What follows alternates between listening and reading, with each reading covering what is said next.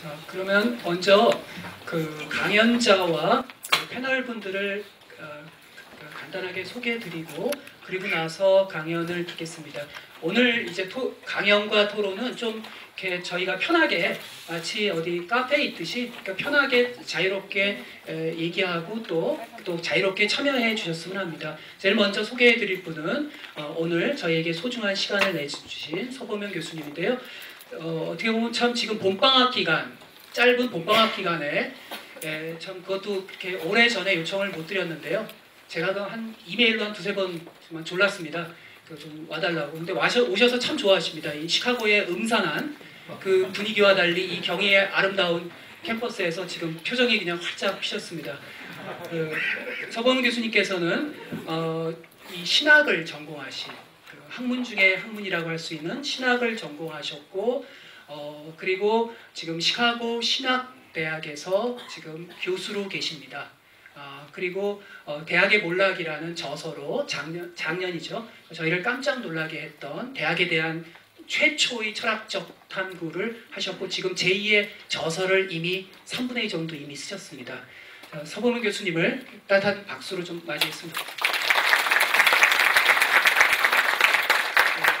그리고 강연을 듣기 전에요. 또 오늘 귀한 패널 분들을 다 모셨습니다. 그냥 그 앉으신 순서대로 인사를 드리면요. 이 대학의 미래 그리고 대학에 대한 철학적 가치는 저희 대학만의 것은 아니죠. 저희 경희는 특히 전 세계 NGO들과 수많은 의미 있는 일들을 하고 있습니다. 한국 NGO의 저명한 대표 리더라고 할 수 있는 분이 몇 분 계시죠? 아마 얼굴을 익히 많이 보셨을 겁니다. 하승창 대표님은 가장 앞서가는 NGO 리더이자 또 혁신가이십니다. 오늘 저희 학생들을 위해서 정말 귀중한 시간을 내주셨습니다. 하승창 대표님이십니다.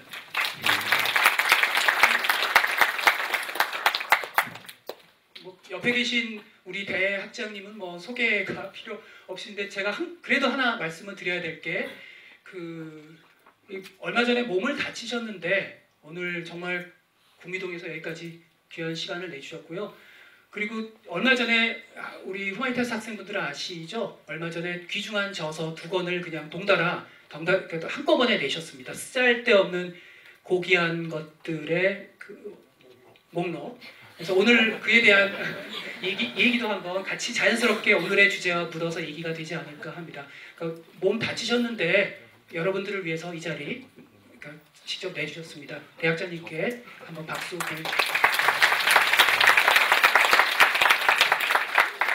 그리고 서보명 교수님 왼쪽 편에 계시는 우리 석자 교수님이신 이한구 교수님은 역사학을 하시면서 특히 중요한 건 문명에 대한 대한민국에서 많은 깊은 사유의 어떤 그 배경들이 많지 않죠. 근데 우리 이한구 교수님은 문명에 대한 깊은 철학적 담론들을 쭉 추구해 오셨던 분이십니다. 그래서 오늘 자리와 너무나도 잘 어우러질 수 있고 많은 또 질문들 드릴 수 있지 않을까 생각합니다. 이한구 교수님이십니다. 네, 그리고 옆에 계신 우리 지은님 대학원장님 한국의 교육학 분야에서 저명하신 분이십니다. 그래서 오늘 이 주제 고등교육의 미래와 관련해서 또 가장 전문적 또 식견을 갖고 계시죠. 그래서 아마 오늘 또 다채로운 멋진 토론 굉장히 바쁘신 분이신데도 오늘 자리에 함께 해주셨습니다. 예, 지은님 대학장님. 그리고 이제 마지막으로 어윈일 전 부총장님은 오늘의 주제에서 미래와도 또 관련되신 분입니다. 아메리칸 레이버 칼리지에서 온라인 분야 부총장을 역임하셨고 사이버대 특임 교수로 오셨습니다. 온라인 교육의 기술주의적 경향에 반대하는 좀 인간적 온라인 교육에 대한 철학을 가지고 계신 어윈일 부총장님 오늘 또 그런 점에서 많은 토론 혹은 서 교수님과의 좀 이렇게 긴장감 있는 논쟁도 되지 않을까 한번 기대해 봅니다. 자, 어윈일 특임 교수님이십니다. 예, 죄송합니다. 제가 너무 소개가 길었는데요. 그러면 좀 길지 않게 서보명 교수님께서 이제 본인이 대학의 철학 이런 부분과 관련해서 저희와 어떤 화두를 나누실지 한 한 20분 정도에서 좀 더 길어지셔도 되고요. 자연스럽게 저희에게 얘기를 나눠주셨으면 좋겠습니다. 다시 한번 박수로 맞이. 여러분 반갑습니다. 만나 뵙게 돼서 제가 시간이 되면은 그냥 스탑 시켜 주세요, 안 교수님. 그러면 끝내겠습니다. 저는 사실 이렇게 저명하신 분들하고 같이 대화를 할 생각은 못했고 그저 제 거 몇 장 써서 저기 서가지고 몰래 혼자서 이제 읽고 질의응답 받고 끝낼 줄 알았는데 갑자기 편하게 하시라 그래가지고 제가 이 원고를 어떻게 할 줄은 모르겠는데 하여튼 하는 대로 해보겠습니다. 먼저 경희대학에 와서 이런 또 자리에 참여할 수 있게 돼서 너무나 큰 기쁨이고 영광입니다. 저는 왜 제가 그런 말씀을 드리냐면은 저는 제가 대학에 대한 관심을 상당히 오래 갖고 있고 다양한 공부도 하고 나름대로 연구도 하고 그래 왔는데 시카고에서 어느 한국분하고 한번 대화를 나누다가 한국 대학의 뭐 이슈들 문제들에 대해서 대화가 진전이 됐는데 그때 경희대학을 이야기를 그분이 하시더라고요. 후머니타스 칼리지 들어봤느냐고. 그때는 제가 당연히 못 들어봤다. 그게 뭐냐? 그런 게 아주 한국 대학의 개혁적인 그런 당신하고 코드가 맞을 거다. 그랬어요. 그리고 나서도 제가 한 두 분을 더 만나서 이제 후마니타스 칼리지에 대해서 이야기를 듣고 나서야 제가 온라인에 들어가서 인터넷 홈페이지에서 후마니타스 칼리지의 비전 내용들을 다 읽어보고 거기에 아주 제가 공감할 만한 내용들이 많은 그런 심오한 대학의 철학, 대학의 이념 사들이 쫙 나열돼 있고 서술되어 있는 면을 보고 저 참 감동을 많이 받고 그랬던 기억이 있습니다. 그래서 저는 실제로도 뭐 경희대학이 한국 대학의 미래, 또 한국 대학의 비전, 또 한국 대학의 본질 그런 질문들에 대해서 한국에서는 가장 많은 관심을 가지고 있고 또 그 관심을 실천에 옮기려는 노력을 하는 대학으로 알고 있어서 경희대학에 와서 이런 강연을 하게 된 것을 참 매우 기쁘게 생각합니다. 저는 제가 갖는 대학에 대한 관심은 제가 교육학을 전공한 사람이 아니기 때문에 교육학이나 또 교육행정학이나 그런 관심은 전혀 아니고 저는 다분히 인문학적인 관심, 뭐 철학적인 관심을 가지고 저는 대학을 이 역사를 이해하고 또 분석하려고 하고 있습니다. 제가 실제로 저는 미국에 이민을 가서 고등학교도 미국에서 졸업하고 뭐 대학원까지 다 미국에서 공부를 했기 때문에 사실 한국 대학에 대해서는 제가 뭐 아는 게 사실 없습니다. 근데 제가 대학에 대해서 처음 관심을 갖게 된 거는 사실 제가 첫 안식년을 한국에서 이제 보낼 때 그게 지금부터 상당한 벌써 시간이 흘렀는데 그때 제가 한국 대학의 문제 그때 이제 신자유주의 정책이 교육계에도 흘러넘어와서 한국 대학들이 많은 그런 고민을 하는 그런 모습들을 보고 제가 대학이란 과연 무엇인가라는 그런 제가 질문을 스스로에게 던지게 됐습니다. 그게 뭐 시간적으로 보면 벌써 10년이 넘었는데 그 화두를 제가 아직까지도 간직하고 있다고 제가 생각을 하고 있습니다. 그 후에 제가 대학이란 무엇인가 하는 관심을 가지고 이제 제 스스로 공부를 하기 시작했습니다. 대학이란 무엇인가를 알기 위해서 저는 대학의 역사 공부를 했습니다. 중세대학이 시작하게 된 그런 역사적인, 문화적인, 신학적인, 철학적인 배경 그리고 서구 역사에서 대학의 담론들을 쭉 공부하면서 제가 나름 깨달은 게 있습니다. 제가 개별적으로는 제가 이마누엘 칸트의 대학론은 제가 공부를 해서 알고 있었고 그리고 마틴 하이데거의 20세기 초반 나치 체제 하에서의 대학론도 제가 익히 아는 바가 있고 뭐 자악 데리다의 대학론도 제가 약간은 알고 있는 면이 있었는데 공부를 하다 보니까 이게 가능하다는 걸 제가 깨달았습니다. 서양의 지성사 서양의 철학사, 서양의 지성사를 대학이라는 주제를 가지고 관통해서 꿰뚫어 볼 수 있다는 걸 제가 깨달았습니다. 그래서 그만큼 그 대학의 그 담론, 대학을 둘러싼 논쟁이 그 중요하다는 걸 제가 깨닫게 된 거죠. 그리고 대학을 둘러싼 논쟁의 역사 그 자체가 대학을 이루었다, 만들어 놓았다. 그 얘기는 다시 말하면 그런 논쟁이 없다면 대학이 대학으로 제대로 설 수가 없다라는 제가 결론을 내리게 됩니다.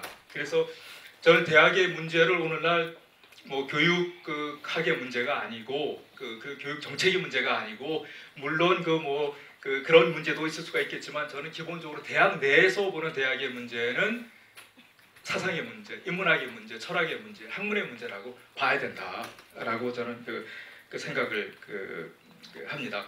결국 그 대학을 둘러싼 논쟁, 그 역사는 결국 대학의 본질과 사명을 두고 벌인 논쟁이기 때문에 그 논쟁은 논쟁이 포함되어 있는 그런 관심, 애정, 열정은 과연 그게 대학의 본질이지 않는가라는 생각을 해보게 됩니다. 그래서 저는 대학의 미래에 대한 어떠한 개혁적인 논의도 결국에는 대학이란 무엇인가라는 질문에서 출발을 해야 된다라고 생각을 합니다. 이 질문은 대학의 역사에서 끊임없이 질문되어 온 질문입니다. 막연한 질문이 아니라 대학의 역사 속에서 대학의 본질을 찾고자 하는 대학의 본연의 자세라고 저는 생각을 합니다. 사실 최근에 대학이란 무엇인가라는 질문에 대한 답은 대한민국 정부에서 제공해주고 있죠. 정책적으로. 그리고 대한민국의 기업에서 또 대학이란 무엇인가에 대한 답을 내려주고 있습니다.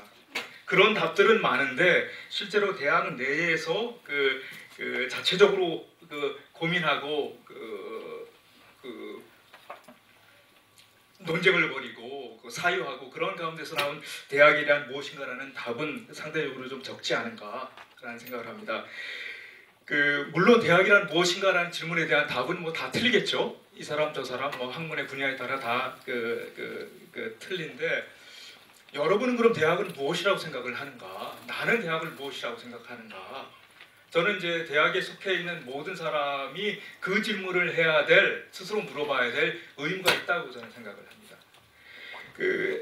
우리 안 교수님도 뭐 자악 데리다를 언급하셨는데 자악 데리다는 대학의 역사에서 인류에 대한 약속, 대학이 가는 의미 중에 하나를 인류에 대한 약속을 언급을 합니다.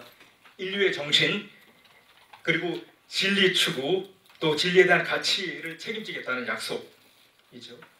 여러분 지금 그 얘기 듣고 무슨 고리타분한 얘기를 하나 그런 생각이 드실 수 있는데 그 약속, 대학의 의미는 약속이 있다. 인류에 대한 약속, 인류의 가치를 지켜내겠다는 그런 약속이 있다는 것은 고상한 상하탑의 공상이 아니라고 저는 생각을 합니다. 지금까지도 여러분 보세요. 모든 한국의 대학들이 표방하고 고백하는 모토를 여러분 생각해 보십시오. 인류가 들어갑니다. 민족이 들어갑니다. 민주주의가 들어갑니다. 시민사회가 들어갑니다. 그리고 더 크게 자유, 진리, 평화. 대학에서 지금 모든 대학에서 부분적으로 고백하고 있는 내용들입니다.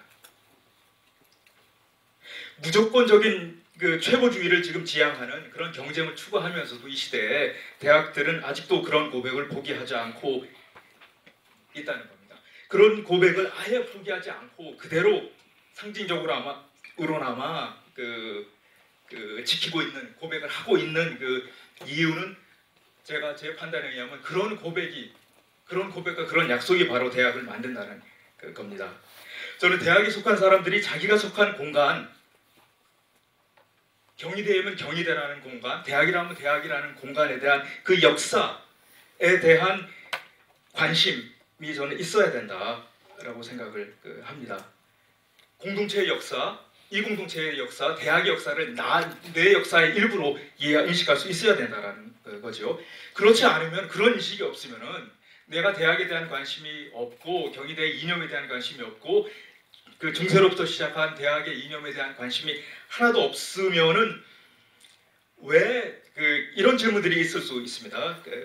왜 20세기에 만들어진 중세 고딕 양식의 건물에서 내가 왜 공부를 하고 가르치고 있는지, 왜 대학의 학위라는 것은 세계 어디서나 인정되는 공통의 학위가 되었는지, 졸업식이나 특별한 행사 때 입는 가운을 왜 그런 옷을 아직도 입고 다니는지, 대학 수업의 강의는 아주 대학 교육의 핵심이죠. 강의라는 게 어디서부터 시작됐는지, 그리고 교수의 입장에서는 교수라는 프로페서라는 의미가 무엇인지, 그리고 교수의 가르치는 권한, 그리고 가르칠 자유, 그리고 학문과 연구의 자유 같은 그런 개념들, 그런 이념의 의미가 어디서부터 출발했고 지금 현재성은 어떻게 우리가 담보해낼 수 있는지는 대학의 역사를 통하지 않고는 우리가 제대로 파악해낼 수가 없다는 겁니다. 최근 여러분 우리가 대학에 속한 사람들이 많이 시달리고 있습니다. 대학의 위기 라는 것은 누구도 부인할 수 없는 사실이라고 생각이 들고요. 물론 대학의 역사에서 위기의식은 언제나 있었습니다. 주로 지식의 양상이 변할 때 또는 사회구조의 변화가 있을 때 꼭 위기의식이 있어 왔습니다. 하지만 우리가 오늘날 체감하는 대학의 위기는 다른 면이 분명히 있습니다. 이전에 체감했던 위기의식보다 저는 지금 우리가 체감하는 대학의 위기라는 것은 더 크게 대학이란 제도 그 자체가 이미 역사와 사명을 다한 몰락한 제도인가 라는 궁금증, 질문이 들게끔 하는 그런 시대적인 상황이라는 것이죠. 또한 대학이 담아왔던 이상과 이념이 더 이상 인정되지 않는 이 시대에 대학이 대학으로 존재할 수 있을까라는 그런 문제가 심각하게 실존적으로 제기될 수 있는 상황에 왔기 때문입니다. 여러분 이 시대의 대학의 위기의식의 두 가지 원인을 언급할 수가 있겠습니다. 하나는 지식의 역사와 연관된 건데요.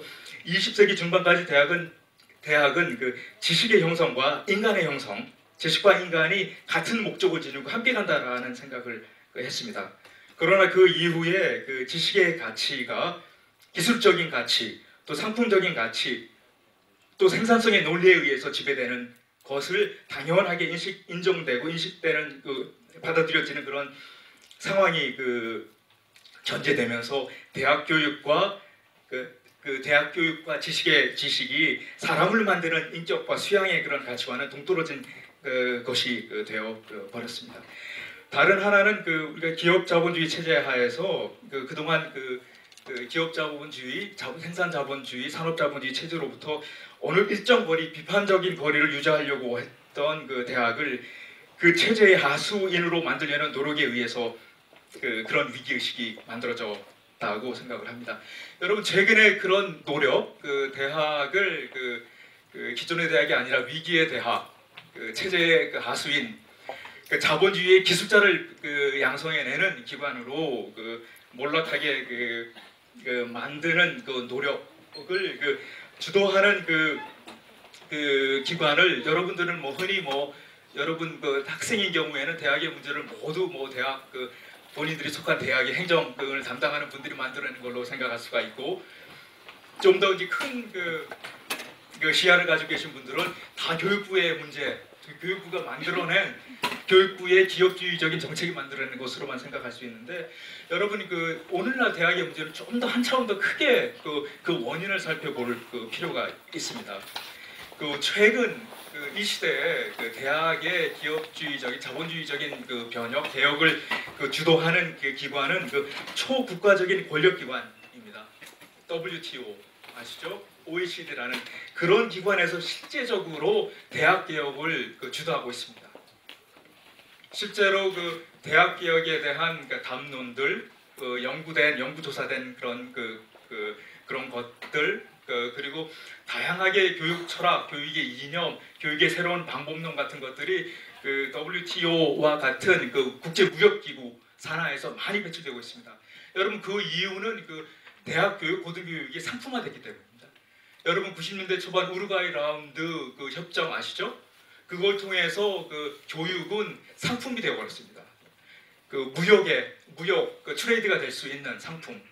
그 이후 그런 국제무역기관의 업무 중에 하나로 대학 교육 어떻게 할 것인가, 대학 교육 개혁 프로그램 만들어내고 그 프로그램들을 그 각 나라의 그 교육부들이 받아들이고 각 나라의 교육부에서는 또 각 대학에 그런 거를 또 그 적용하는 그런 그 좋지 않은 좀 비관적인 그런 패턴이 계속 진행되고 있다고 저는 생각을 합니다. 그래서 어떤 현상이 일어나냐면은 제가 뭐 한국의 대학 그리고 여러 나라의 대학을 좀 관심 있게 살펴보는 편인데 세계의 모든 나라들이 같은 고민을 하고 있습니다. 세계의 모든 대학들이 여러분들이 생각하는 여러분들이 학생으로서 교수로서 또 총장님으로 학장님으로 생각하는 그런 고민들을 여러분들이 하는 게 아니라 여러분들만이 하는 게 아니라 지구상의 모든 대학들이 같은 체제, 같은 경제 체제 안에 있기 때문에 같은 고민을 하고 있다는 것. 그래서 여러분들이 오늘 이 시대, 이 지금 오늘의 그 현실을 좀 더 이제 폭넓게 좀 더 크게 거시적인 차원에서 이해할 필요는 있다라고 생각을 합니다. 이 위기 상황에 대한 뭐 두 가지 반응이 뭐 있겠죠. 하나는 뭐 그 주어진 대로 하라는 대로 그대로 받아들여서 학문의 가치보다는 학문의 생산성, 학문의 진리성보다는 학문의 효율성을 지향하는 개혁을 도입하고 대학의 순위 경쟁에 몰입해서 순위 하나에 목숨을 거는 그런 수능 체제가 하나의 반응이 될 수 있겠고, 또 다른 이런 위기 상황에서의 반응은 또 다른 게 가능은 하죠. 뭐 순위 경쟁이 스스로 몰락시키는 그런 그게 아니라 지식과 인간의 문제를 새롭게 고민하고 생산성과 효율성을 높이는 그런 교육 프로그램이 놓치는 인간의 본질에 대한 문제를, 그런 본질이 있는지 묻고 고민해보고 그런 가능성이 분명히 있습니다. 그러나 실제로 제가 제가 이런 대학 이야기를 하면은 너무 이상적이다, 현실적이지 않다라고 하는데 쉽지 않은 건 사실입니다. 기업주의를 표방하는 국가의 교육 정책에 맞서는 게 쉽지 않죠. 한국과 같이 특별히 교육부에서 직접적으로 그런 정책을 펼치는 그런 경우는 뭐 더더욱 힘든 문제라고 생각합니다. 대학의 어려운 현실 여러분 학생으로서 알고 교수로서 알고 뭐 모든 관계자들이 다 아시리라고 생각을 합니다. 그런 현실 속에서 고등교육의 미래가 어떤 것일까 쉽지 않은 질문입니다. 저도 뭐 생각을 안 해본 건 아닌데 실제로 저한테 얼마 전에 어떤 출판사에서 청탁이 왔어요. 의뢰가 대학의 미래라는 주제로 좀 글을 좀 써달라고. 그래서 제가 잠시 생각해 보다가 좀 그렇다. 대학의 몰락을 이야기하던 사람이 또 갑자기 또 대학의 미래를 또 얘기하는 게 좀 그렇지 않느냐, 좀 난색을 표명한 적이 있는데, 이거 경희대 또 미래 대학 고등교육 포럼에 와서 이런 이야기를 할 줄 알았으면 좀 대학의 미래에 대해서 좀 더 심각하게 고민을 해볼 걸 그랬다는 생각이 듭니다. 물론 미래에도 대학은 존재할 겁니다. 그렇죠? 당연히 부자 대학은 계속 부자로, 가난한 대학은 가난한 채로, 무엇보다도 순위 경쟁에 치열하게 몰두하면서 존재할 겁니다. 그런 미래는 있어도 그런 미래에 비전이 있는가 과연? 비전 없는 미래, 성찰 없는 미래만이 보이는 것이 아닌가. 실제로 저는 대학이라고 부를 만한 아무런 이유도 제시하지 못하는 대학의 개혁안, 발전 개혁안 많이 봤습니다. 대학이라고 부를 만한 이유가 없다는 것은 그런 가치가 없는 계획안이라는 건 저의 판단입니다. 순전히 본인들은 그렇게 생각하지 않을 수도 있겠죠. 결국 대학의 미래와 비전을 연결시키는 것은 현재의 개혁이라고 하겠습니다. 현재의 개혁은 미래를 위한 것이기 때문입니다. 그럼 그렇다면 문제는 이 시대에 어떠한 개혁이 필요한가? 어떠한 개혁을 해야 우리가 올바른 가치 있는 미래를 창출해낼 수 있을 것인가? 그럼 어떠한 개혁이 필요한가는 그 문제는 결국에는 어떠한 대학을 원하느냐의 문제이기도 합니다. 여러분들은 어떠한 대학을 원하고 계십니까?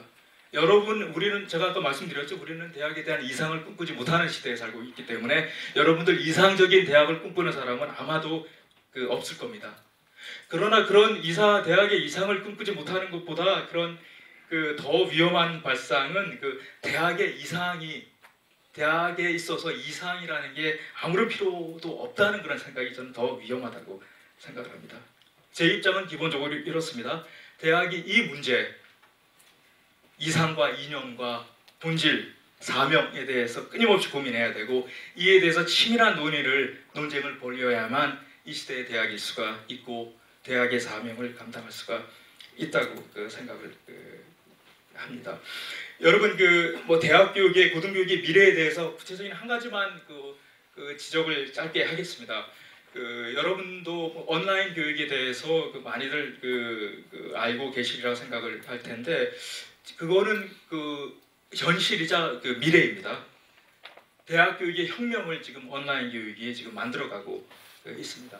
산업혁명 19세기 산업혁명 이후에 가장 큰 변화가 지금 이 시대에 온라인 디지털 교육을 통해서 만들어지고 있습니다. 인간과 인간의 만남, 책과 인간의 만남, 선생과 제자의 만남이라는 기존 교육의 개념들이 바뀌고 있다는 얘기죠. 그러나 그 개념들이 어떻게 바뀌고 있는지 또 어떻게 바뀌어야 하는지 온라인 교육의 활성화를 통해서 어떻게 바뀌어야 되는지는 아직 실제로 많은 연구를 제가 접하고 간접적으로는 접하고 있지만 아직 잘 파악이 되지 않고 있습니다. 실제로 미국 대학을 볼 때 그것이 최대 고민입니다. 여러분도 아시겠지만 지금 미국의 많은 대학에서는 온라인 강의로 치열한 경쟁을 이미 하고 있습니다. 온라인 교육으로 돈 벌었다는 학교는 없는데 그럼에도 불구하고 엄청난 경쟁을 하고 있습니다.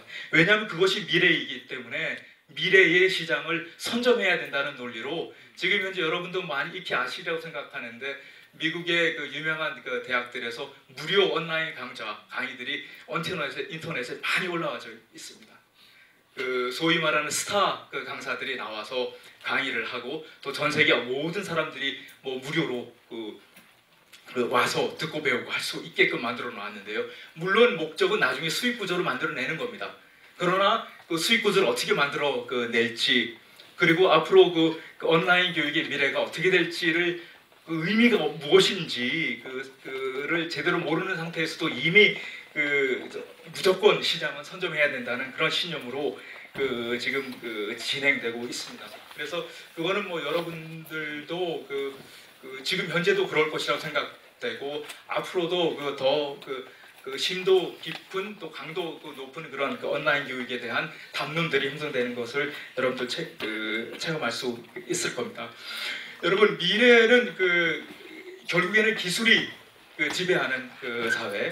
그거는 이제 고등 교육에만 국한된 진단이 아니고 저는 이 사회 전체의 상황을 바라다 보면서 기술의 지배의 극대화 그러면서 대학의 입장에서는 기술의 지배가 극대화되는 상황에서 인간 이해 어떻게 할 것인가 인간에 대한 이해까지도 기술이 영향을 미치고 있는 시대에 살고 있기 때문에 여러분들 우리가 살고 있는 이 시대를 포스트 휴먼 시대라고 말합니다. 더 이상 인간 중심의 사회가 아닌 인간도 기계로 이해될 수 있고 인간도 기술적으로 이해될 수 있고 또 실제로 우리가 인간을 이야기할 때 DNA를 먼저 따지게 되는 여러분도 그렇게 하시죠? 그런 시대가 만들어지고 있고 이미 우리가 그런 시대에 살고 있습니다. 또 특히 저는 이 시대의 포스트 휴먼적인 상황을 사이보그화된 현상이라고 생각하는데 우리는 저는 이 시대를 사이보그 시대라고 표현을 하기도 합니다. 사이보그와 유전공학으로 포스트 휴먼이라는 개념이 전실화된 시대에서 대학이 인간에 대한 고민을 하는 건 당연하다. 인간을 고민하는 게 이 시대의 인문학의 자세이고 휴머니타스의 개념이란 개념의 본질이라고 생각을 합니다. 여러분 이 강의 주제가 제가 다양한 이야기를 지금 하고 있는데 여러분 지금 좀 철학적인 내용을 기대하신 분들 인문학과 대학의 관계를 기대하시는 분들에게 제가 한 부분만 제가 다루도록 하겠습니다. 제가 이미 서구 지성사와 대학의 역사가 밀접한 관계를 가지고 있다. 심지어는 뗄래야 뗄 수 없는 관계를 가지고 있다. 심지어는 제가 이런 표현도 했죠. 대학의 역사를 통해서 서구의 지성사를 읽을 수 있다라는 제가 말까지 했는데 20세기의 예를 한번 살펴보도록 하겠습니다. 여러분 20세기의 대학의 담론, 대학론 그리고 대학 그 개혁론을 펼친 서양에서 펼친 사람 그 어떤 사람들을 알고 계십니까? 여러분들 뛰어난 학자라고 생각이 되는 사람들 아는 분들이 있으면 찾아보세요. 대학에 대한 글이 주로 있을 겁니다. 그만큼 서구 지성사의 한 몫을 담당하는 사람이라면 대학의 문제를 등외시할 수 없는, 대학의 본질에 대해서 파고들어서 자기 사상을 거기에 빗대서 생각을 해보든지 아니면 그 시대의 논쟁에 참여라도 해야 하는 참여라도 하는 그런 그 모습을 끊임없이 볼 수가 있습니다. 저는 뭐 여기 제가 그 여러 이름을 적어놨는데 뭐 독일의 뭐 하이데거에서 야스폴스에서 뭐 블란스의 작 데리다, 그 피에르 그 볼디올, 또 미국의 화이트헤드 존 두위, 또 심지어는 뭐 소설가 존 그 업튼 싱클레어, 그리고 그 뉴욕칸의 그로 유명한 리오 스트라우스 그 같은 그 사람들 포함해서 그 서구 교육의 큰 주제 이념들이라고 할 수 있는 리버럴 아츠죠, 자유 교육, 그리고 히랍의 파이데이아라는 개념들, 그리고 독일의 19세기 독일의 그 빌둥이라는 그 개념, 그 개념들은 지금 현재도 끊임없이 그 서양의 지식인들 사이에서 그 회자되는 그런 그 개념들입니다. 이거는 뭐 교육학 하는 사람들이만이 관심을 갖고 있는 게 아니라, 왜냐하면 그런 개념들이 서구 지성사의 중심이기 때문입니다. 여러분 실제로 그 구글을 한번 찾아보세요. 그 리버럴 에듀케이션, 자유교육, 이게 서양 교육의 큰 핵심이죠. 자유교육이란 무엇인가? What is liberal education이라는 걸 한번 쳐보세요. 별의별 사람들이 그 부분에 대해서 논쟁을 벌이고 자기 그 식견을 펼치고 하는 그런 역사를 쉽게 찾아볼 수가 있을 겁니다. 여기서 저는 20세기 그 대학의 역사를 살펴보면서 한 사람만 제가 얘기를 잠깐 드리겠습니다. 이 알프레드 노스 화이트헤드라는 그 사람의 이야기인데요. 여러분 20세기 대학의 가장 큰 변화는 경영학의 등장입니다. 비즈니스 학문의 그 대학으로 들어오는 그런 그 과정이 제가 판단하기에는 20세기 대학의 가장 큰 그 변화라고 저는 생각을 합니다. 20세기 서구 대학의 발전사에서 가장 중요한 시점인 비즈니스 교육, 즉 경제학이 등장하던 그 시기에 그 변화를 몇 명 비즈니스를 가르치던 경영학 교수들이 그 변화를 이루어낸 게 아니라 철학의 도움을 받습니다. 그 도움을 그 알프레드 노스 화이트헤드라는 그런 뭐 철학자가 제공을 합니다. 여러분 뭐 대학의 역사에서도 크게 드러나지 않는 부분인데요. 그래서 저는 서양 지성사에서 철학사와 대학사가 같이 가는 약간 아이러니한 면이 있기 때문에 이 부분을 말씀드리는데, 왜 형이상학을 주장하고 또 과정 철학이라는 좀 더 우주론을 포함한 형이상학적인 그런 철학을 하는 사람이 이게 하버드 대학의 교수로 있으면서 하버드 대학이 비즈니스 공부를 경영학 공부를 학생들에게 시키고 또 대학원, 대학까지 비즈니스 경영대학을 여는 거를 찬성하는 그런 글을 썼을까?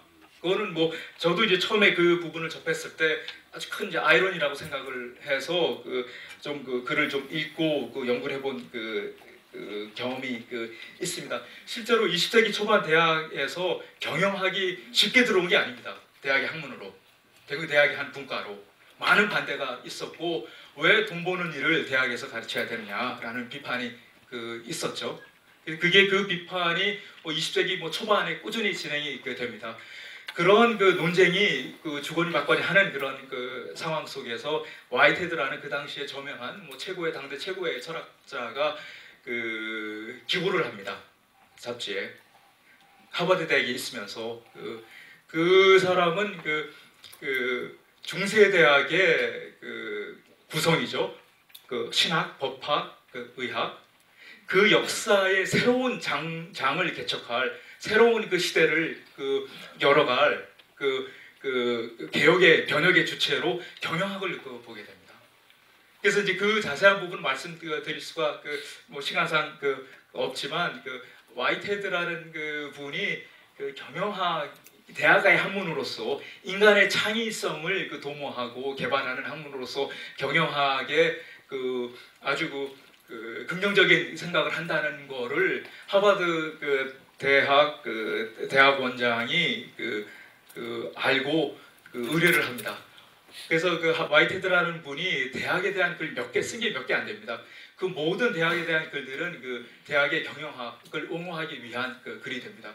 그런 글을 쓰게 되고 강연을 하게 된 이유는 하버드 대학 경영학장이 이제 부탁을 한 거죠. 철학자의 도움을 빌려서 경영학의 당위성을 사람들에게 설파하는 그런 구조를 우리가 볼 수가 있는데 그거에 대한 반론 제가 여러분 대학의 역사의 가장 핵심은 논쟁의 역사라고 했죠. 대학이라는 공간이 항상 사회와 긴장관계 속에서 성장을 합니다. 그렇기 때문에 대학이 무엇인가, 대학에서 무엇을 가르쳐야 될 것인가 라는 거는 뭐 끊임없이 논쟁의 대상이 되는데 그 당시에 화이트헤드가 그 당시에 하버드 대학 경영학을 옹호하는 글을 썼을 때에 시카고 대학의 총장으로 있던 사람이 존 메이나드 허친스라는 사람인데 그 당시에 그 사람 29의 대학 총장이 됩니다. 시카고 대학에.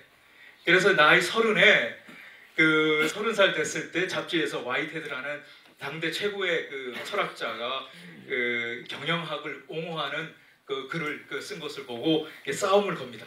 반론을 제기합니다. 그래서 그 논쟁, 그런 논쟁을 여러분들 대학에 관심이 있으면은 혹시 여기 대학의 역사라는 뭐 과목이 개설되고 있는지 모르지만 그런 논쟁사 엄청 재밌습니다, 여러분.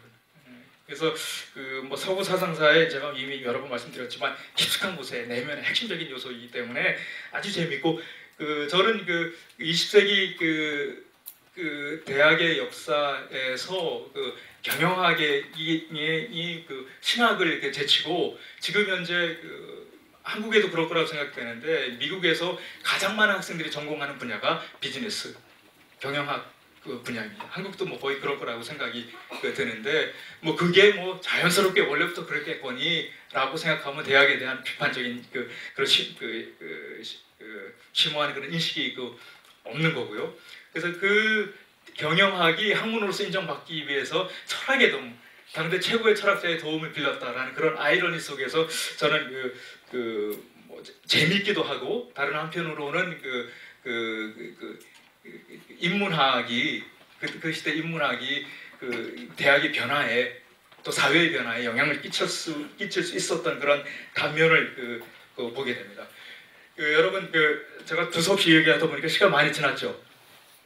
20분 남았습니까? 2분 남았습니다. 제가 끝부분에 제가 빨리 이 부분은 제가 말씀 안 드리면은 제 자신을 후회할 것 같아가지고 여기 현대 대학 개혁을 위한 인문학적인 조건이라는 섹션의 부분이 여기 있습니다. 제가 단편적으로 제가 6가지 7가지를 썼는데 중요한 타이틀만 첫 문장만 제가 거의 읽도록 하고 마치도록 하겠습니다.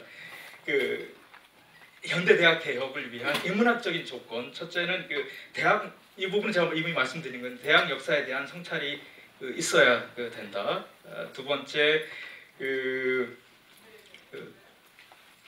모든 대학이 다른 대학들이기 때문에 추구하는 목적과 역할이 달라야 된다.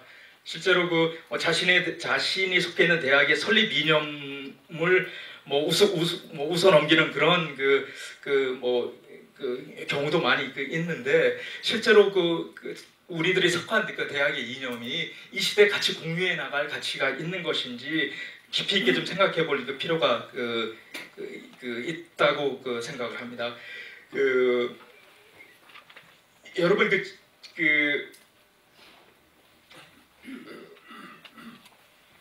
미국 대학에 대한 비판적인 그런 담론이 상당히 많은데 실제로 미국 대학의 문제를 지적하는 담론 중에 하나는 하버드 대학 전 총장인 데릭 보크라는 분이 그 역할을 담당을 했는데 도덕 교육의 상실이라는 이야기를 하거든요. 여러분 웬 대학에서 도덕 교육인가? 중고등학교도 아니고 실제로 대학이 감당해야 될 그런 교육 중에 우리가 도덕이라고 이해하면 좀 더 고답한 면을 우리가 연상을 하게 되는데 이 부분 말씀드릴게요. 미국 대학 내에서 많은 분들이 도덕 교육 개념의 상실을 를 아주 비판적으로 지금 보고 있고, 어떻게 하면 그 교양 과정을 통해서 도덕적인 인간에 대한 관심, 그 도덕적인 인간을 추구할 수 있는 역량을 키워줄 건가, 그런 부분을 미국에서 많이 고민하고 있다는 것. 여러분 생소하게 들릴지 모르지만 그런 노력들이 진행되고 있습니다. 현대 대학 개혁을 위한 인문학적인 조건을 이야기하면서 저는 이런 비판을 합니다. 대학의 문제를 대학의 분업화, 세분화 현상, 그리고 학문의 통합성, 너무 한국의 대학들이 분과 중심, 고화 중심으로 발전되다 보니까 학문의 비전의 통합성이라는 게 그걸 우리가 지금 상실하고 있지 않나. 이제 그것을 어떻게 우리가 여러분들 생소하게 들릴 것 같은데 어떻게 의미 있는 이야기로 우리가 그 부분을 생각해낼 수 있을까 라는 생각. 여러분 학생들 중에 저는 한국 대학에서 놀라는 것 중에 하나가 꼭 자신 소개를 하면서 전공 소개를 하게 됩니다. 그래서 마치 자기 자신의 대학의 자신과 대학생으로서의 자신은 학교의 비전이 아니고 대학인의 어떤 교양적인 가치가 아니고 전공에 있다는 거죠. 그래서 그런 게 저는 아주 생소하다는 생각을 하게 되었고, 그래서 전공 중심의 대학 교육 이해에서 어떻게 벗어날 수 있는가? 저는 대학에서 전공이, 여러분 대학의 전공이 언제부터 생겼습니까? 중세 대학의 전공이 있었나요? 그렇지 않습니다. 20세기의 현상입니다. 그래서 저는 실제로 우리가 대학 개혁 이야기를 많이 하면서 우리가 할 수 있는 게 뭐가 있을까? 어디까지 우리가 대학 개혁에 대한 상상을 할 수 있는가라고 생각을 해보면은, 실제로 특히 저는 자연과학은 제가 모르겠습니다만 인문사회학 속에서는 전공이란 무엇인가라는 고민을 해봐야 됩니다. 실제로 여러분들 우리 한국 대학에서 대학의 발전이, 대학 인문학의 발전이 어문학 중심으로 발전되어 왔다고 저는 평가를 하는데, 어문학 중심의 인문학이라는 개념은 구체적인 역사가 있습니다. 한국에서 그렇게 시작한 게 아니라 19세기 초반 유럽 대학의 유산입니다. 철학이 아니고 신학이 아니고 문학 중심의 인문학. 그런 전환이 서구 유럽에서 19세기 초반에 어떻게 일어났을까 하는 그거는 서구 민족주의와 서구 낭만주의와 깊은 연관이 있습니다. 그런 유산, 서구의 유산이 우리에게 넘어오면서 그대로 재생산되는 면이 있는데, 우리가 실제로 어차피 대학 개혁을 해야 되니까, 교육부에서 하라고 하니까 어느 정도까지 할 수 있을까라는 고민을 해보면은, 실제로 인문학이란 무엇인가, 인문학의 학과들을 어떻게 재구성해낼 수가 있는가, 그거는 단순히 개혁적인 논의가 아니라 한국이라는 땅, 서구 밖에 있는, 서구 변방에 있는 그런 한국이라는 고등교육 공간에서 결국 해봐야 되는, 진정한 대학이 한국에서 만들어지기 는 조건 중에 하나가 그런 특히 인문학 내에서 그런 인문학에서 뭘 배우고 가르쳐야 되는가 하는 질문까지 해봐야 된다고 생각합니다. 마지막으로 저는 대학을 대학답게 대학으로 만드는 것은 저는 전공이 아니라 교양 과정이라고 생각을 합니다. 대학에서 구현해 내려오는 그런 보편적인 인간의 모습은 교양 교육을 통해서 드러납니다. 인간에 대한 비전이 없는 대학은 대학이라고 할 수가 없습니다. 그 기존으로 인격과 인간됨을 이야기할 수 있는 교양이 바로 교양 과정입니다. 반면에 전공은 기술적인 과정이라고 할 수가 있습니다. 제 판단에 의하면 제가 여러 나라 돌아다녀 봤지만 학과 중심적인 사고가 국내만큼 두드러지고 그게 뿌리 깊은 나라가 저는 없다고 판단을 하는데, 그게 발전적인가, 그게 미래지향적인가, 그게 개혁적인가, 그게 한국 대학 인문학의 어쩔 수 없는 선택인가라는 그런 고민까지 해볼 수 있어야 된다고 생각을 하고, 저는 후메니타스 칼리지가 제 외국 사람으로서의 바람이 있다면은, 그런 2년 만의 과정이 아니라 전공과 병행해서 4년까지 가는, 대학 4년 전체를 전공과 더불어 교양 과정 공부를 하는 그런 그거로 발전하면은 그럴 가능성이 있을까 저는 이제 스스로 생각을 해보는데요. 일단 좀 마치겠습니다. 예, 감사합니다. 말씀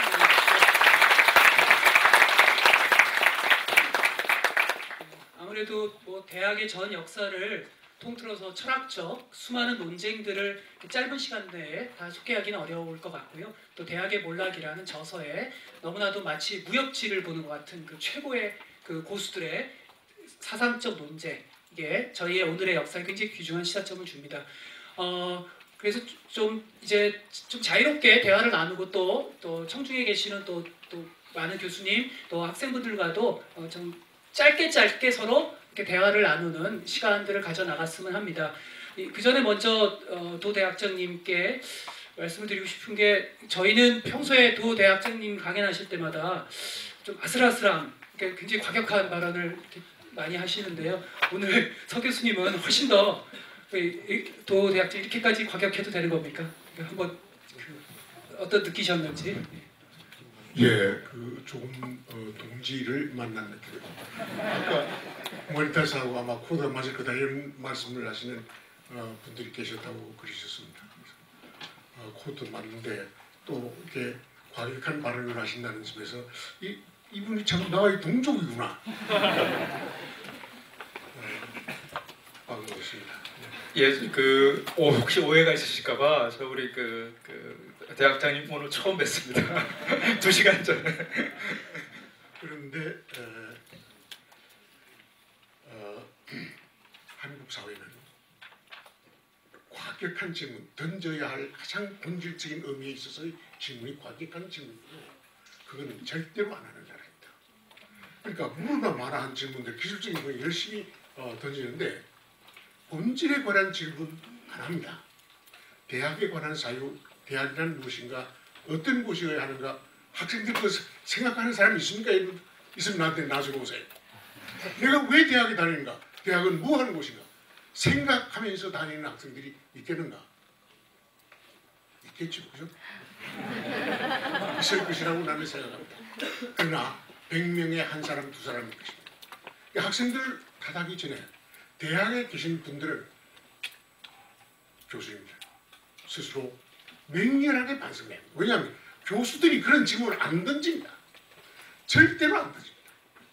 죄송합니다. 이게 바로 제가 과격한 부분입니다. 왜 던지는 분이 없겠습니까? 여기 보니까 몇 분 작게 눈에 들어오는 계십니다. 그러나 전체적으로 봤을 때는 안 던집니다.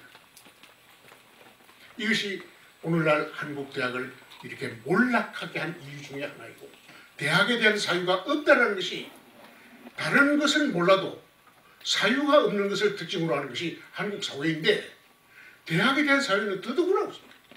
알려져 있습니다. 이런 곳에 오셔서 서문 교수님께서 우리 좋은 질문을 던져주시고, 정말 우리가 이거 생각 안 하고 있었구나, 잊어버렸구나, 보석과도 같은 깨침을 주셨습니다. 이런 선물이 없습니다.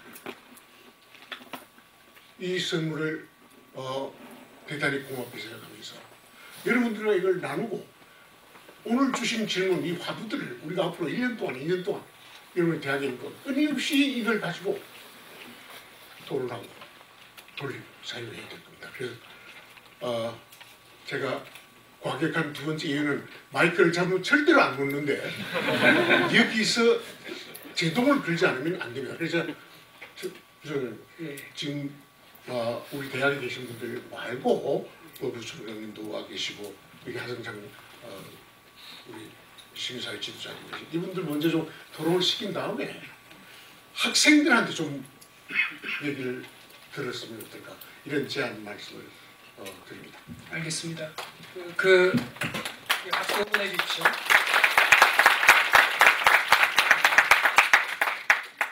일단 아주 패널들께서는 대단히 아주 짧게 방금 대학장님 말씀하신 것처럼 좀 이렇게 뭐랄까요, 서두 시작을 하고, 그리고 나서 이제 학생분들한테 곧 이제 마이크를 넘기려고 하는데요. 대학장님께서 이렇게 과격하게, 레디컬하게 얘기를 해주시니까 오히려 옆에 계신 하승찬 대표님이 평소에 굉장히 혁신적인 얘기를 하셨던 분인데 참 부드러워 보이는데요. 하 대표님 이분도 나의 동족입니다.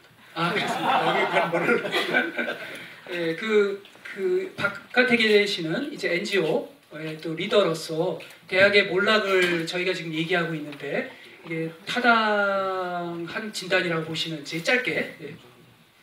짧게요. 저는 서 교수님 그 발제문을 제대로 못 읽고 대학의 몰락 책을 읽었는데요. 공감 가는 바가 되게 많았습니다. 짧죠? 예, 언제나 저를 당황하게. 그러면 이 대학 바깥의 대학에서 희망이 시작돼야 되는 건지 아니면 대학 안에서도 뭔가 새로운 움직임이 가능한 건지. 저는 도 교수님 말씀하셨던 거에 저는 되게 공감이 가는데요. 스스로 성찰적인 질문을 던질 수 있는가에 저는 그 성패가 달려 있다고 생각합니다. 오늘 토론회 같은 경우는 사실 성찰적인 질문을 던지는 거죠. 경위가 어쨌든 스스로 던져보는 건데 물론 질문만 던지는 것을 끝나면 아무 소용 없죠, 그죠? 네. 그 다음에 또 다음 스텝이 있어야겠죠.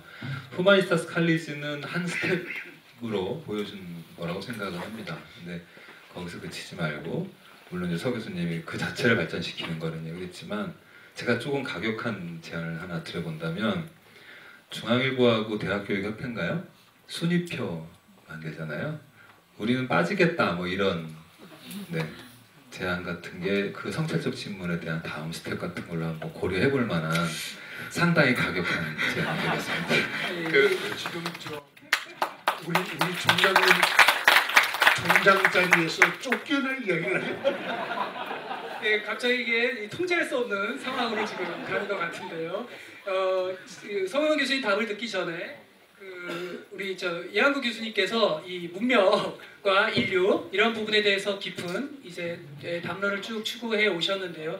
오늘 저희가 던지고 있는 이 질문 그리고 서 교수님께서 저희에게 던지는 질문, 대한민국에 던지는 질문 이 부분에 대해서 공감하시는지 짧게. 예. 전부 동족이 되는 건 좋지 않은 것 같습니다. 그래서 우리 서보명 교수님이 책도 읽고 또 논문도 읽은 후에 한 세 가지 질문을 마련했는데 그걸 여튼 짧게 하겠습니다. 5분 정도는 주신다 했죠. 5분은 조금 긴 것 같습니다. 그래요. 예. 네, 여튼 그 안에 하도록 하겠습니다. 먼저 서보명 교수님이 그 대학에 대한 탁월한 그 식견과 통찰력에 깊은 공감과 경의를 표합니다. 특히 사상사의 맥락에서 전개한 대학의 본질과 사명에 대한 설명은 대단한 설득력을 보여줍니다. 전 현대 대학이 맡고 있는 위기와 그 처방에 대해 큰 골격에서는 서 교수님의 이론에 대체로 동의하지만 더 활발한 논의를 위해 다음 같은 세 가지 문제를 제기해보려 합니다. 첫째, 소수 엘리트 양성을 목표로 하던 근대까지 대학의 이념으로 교양 있는 일반 시민의 양성을 목표로 하는 오늘날의 대학을 평가하는 것이 합리적인가 하는 문제를 제기합니다. 다양한 대학의 유행을 하나의 이상적인 잣대로 평가하여 대학의 몰락이라는 지나치게 부정적인 결론을 내린 것은 아닌지요. 대학의 존립을 지식과 진리의 차원에서 이상주의적으로 논의할 수도 있고 사회적 필요라는 현실적인 접근의 맥락에서 접근할 수 있다고 할 때 대학이 어떤 유행인가에 따라 기준은 달라질 수 있다고 생각합니다.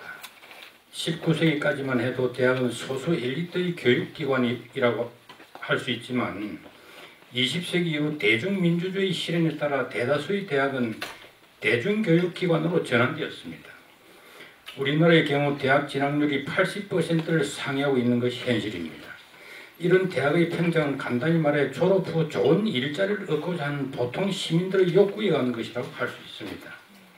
이런 상황에서 플라톤의 아카데미아나 칼 훔볼트의 베를린 대학의 기준으로 이들을 평가하는 것은 눈높이를 너무 높이 한 것이 아닌가 하는 생각이 듭니다.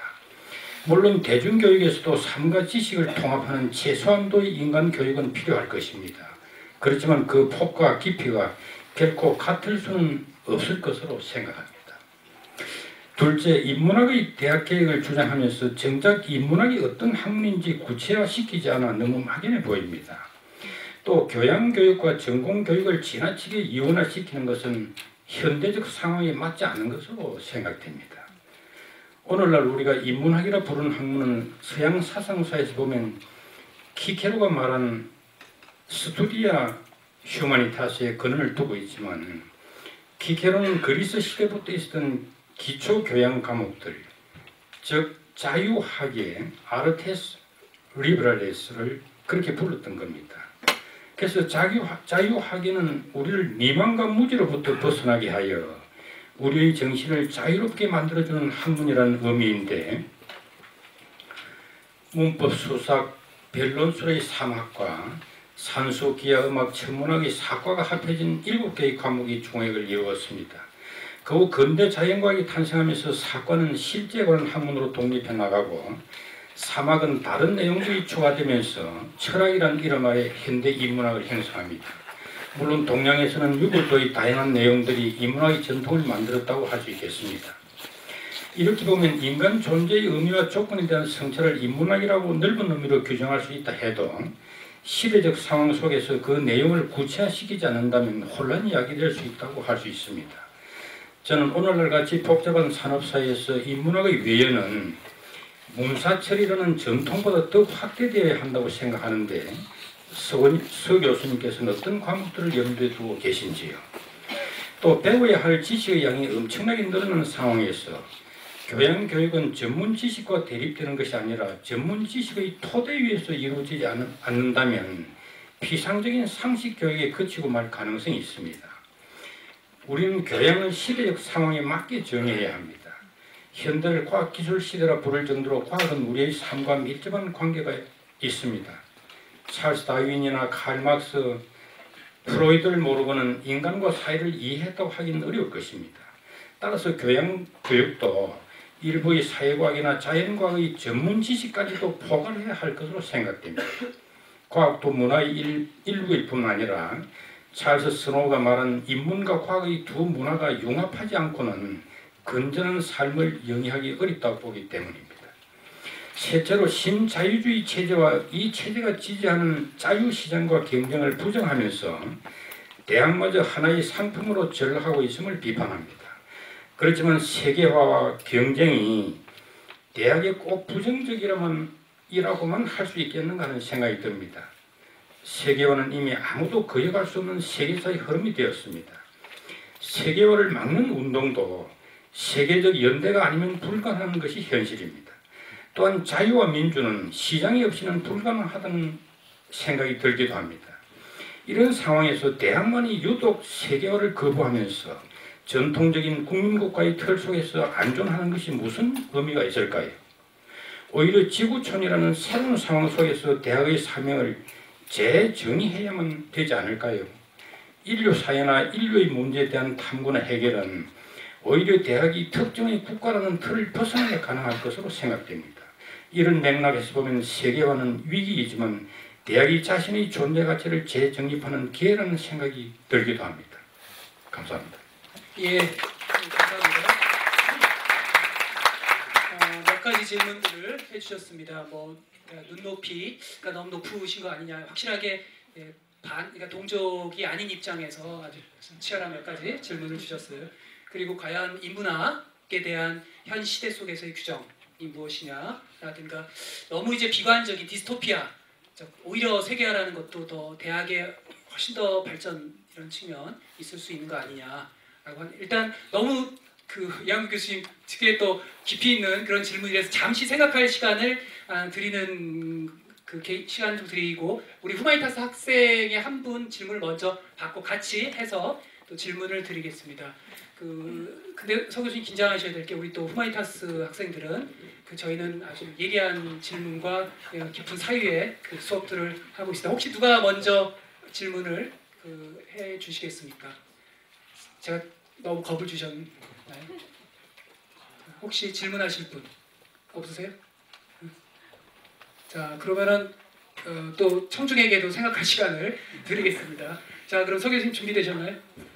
준비가 안 됐는데 그 좋은 지적 해주셔서 감사드리고요. 여기서 분명히 그 철학적인 입장의 차이가 교수님하고 저 사이에 등장하는 걸로 저는 생각을 합니다. 이거는 제 개인적인 관점과 이제 교수님의 관점의 차이라기보다 분명히 철학적인 캠프 차이라고 저는 생각을 하거든요. 그래서 저와 같은 생각을 가지고 있는 사람들에 대한 유효한 비판을 다 해주셨는데, 근데 그 비판에 대한 답이 또 없는 거는 아니거든요, 사실. 뭐 부족할지 뭐 적합할지는 모르겠지만, 첫째, 왜 그럼 엘리트 교육은 엘리트만 받아야 되느냐? 엘리트가 아니고 부자가 아니면 생각할 기회가 없이, 성찰할 기회가 없이, 교양에 입문할 기회가 없이 직업 교육만 받으면 되는 거냐? 그게 산업화 시대의 현실이라고, 그거를 우리가 개혁할 수 있고 변화시킬 수 있고 다르게 할 수 있는데도 과거 산업화 시대 이후의 대학의 모습을 고집하는 게 결국은 우리가 어쩔 수 없는 현실인 거냐라는 그래서 저는 만약에 엘리트 사회 지도자들이 필요한 교육은 모두에게 공개가 돼야 된다. 모두가 받을 수 있어야 된다. 기회가 주어져야 된다라는 생각을 합니다. 그리고 두 번째, 교양교육과 직업교육, 전공교육은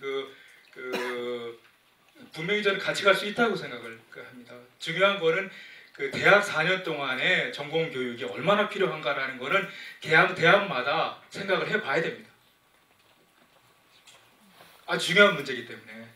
그래서 전공교육, 기술교육을 좀 더 심화시켜서 실제로 그게 졸업생들을 조사해 봐서 예를 들면은 졸업생들이 직장에 취직을 해가지고 가서 전공교육을 얼마나 쓰는지 조사를 해봐야 되고, 부족하다 그러면 더 늘려야 되겠고, 뭐 별 필요가 없더라 그러면 우리가 좀 더 줄일 수 있는 여지가 생기는 거고, 그런 거는 좀 어떻게 보면 기술적인 문제라고 생각하고요. 제가 가지고 있는 기본 견지하고 싶은 입장은 우리가 생각하는 최고의 교육, 엘리트 교육은 사실 저는 뭐 대학에 다니는 모든 학생들이 공유하고 향유할 수 있어야 된다고 저는 생각을 하고요.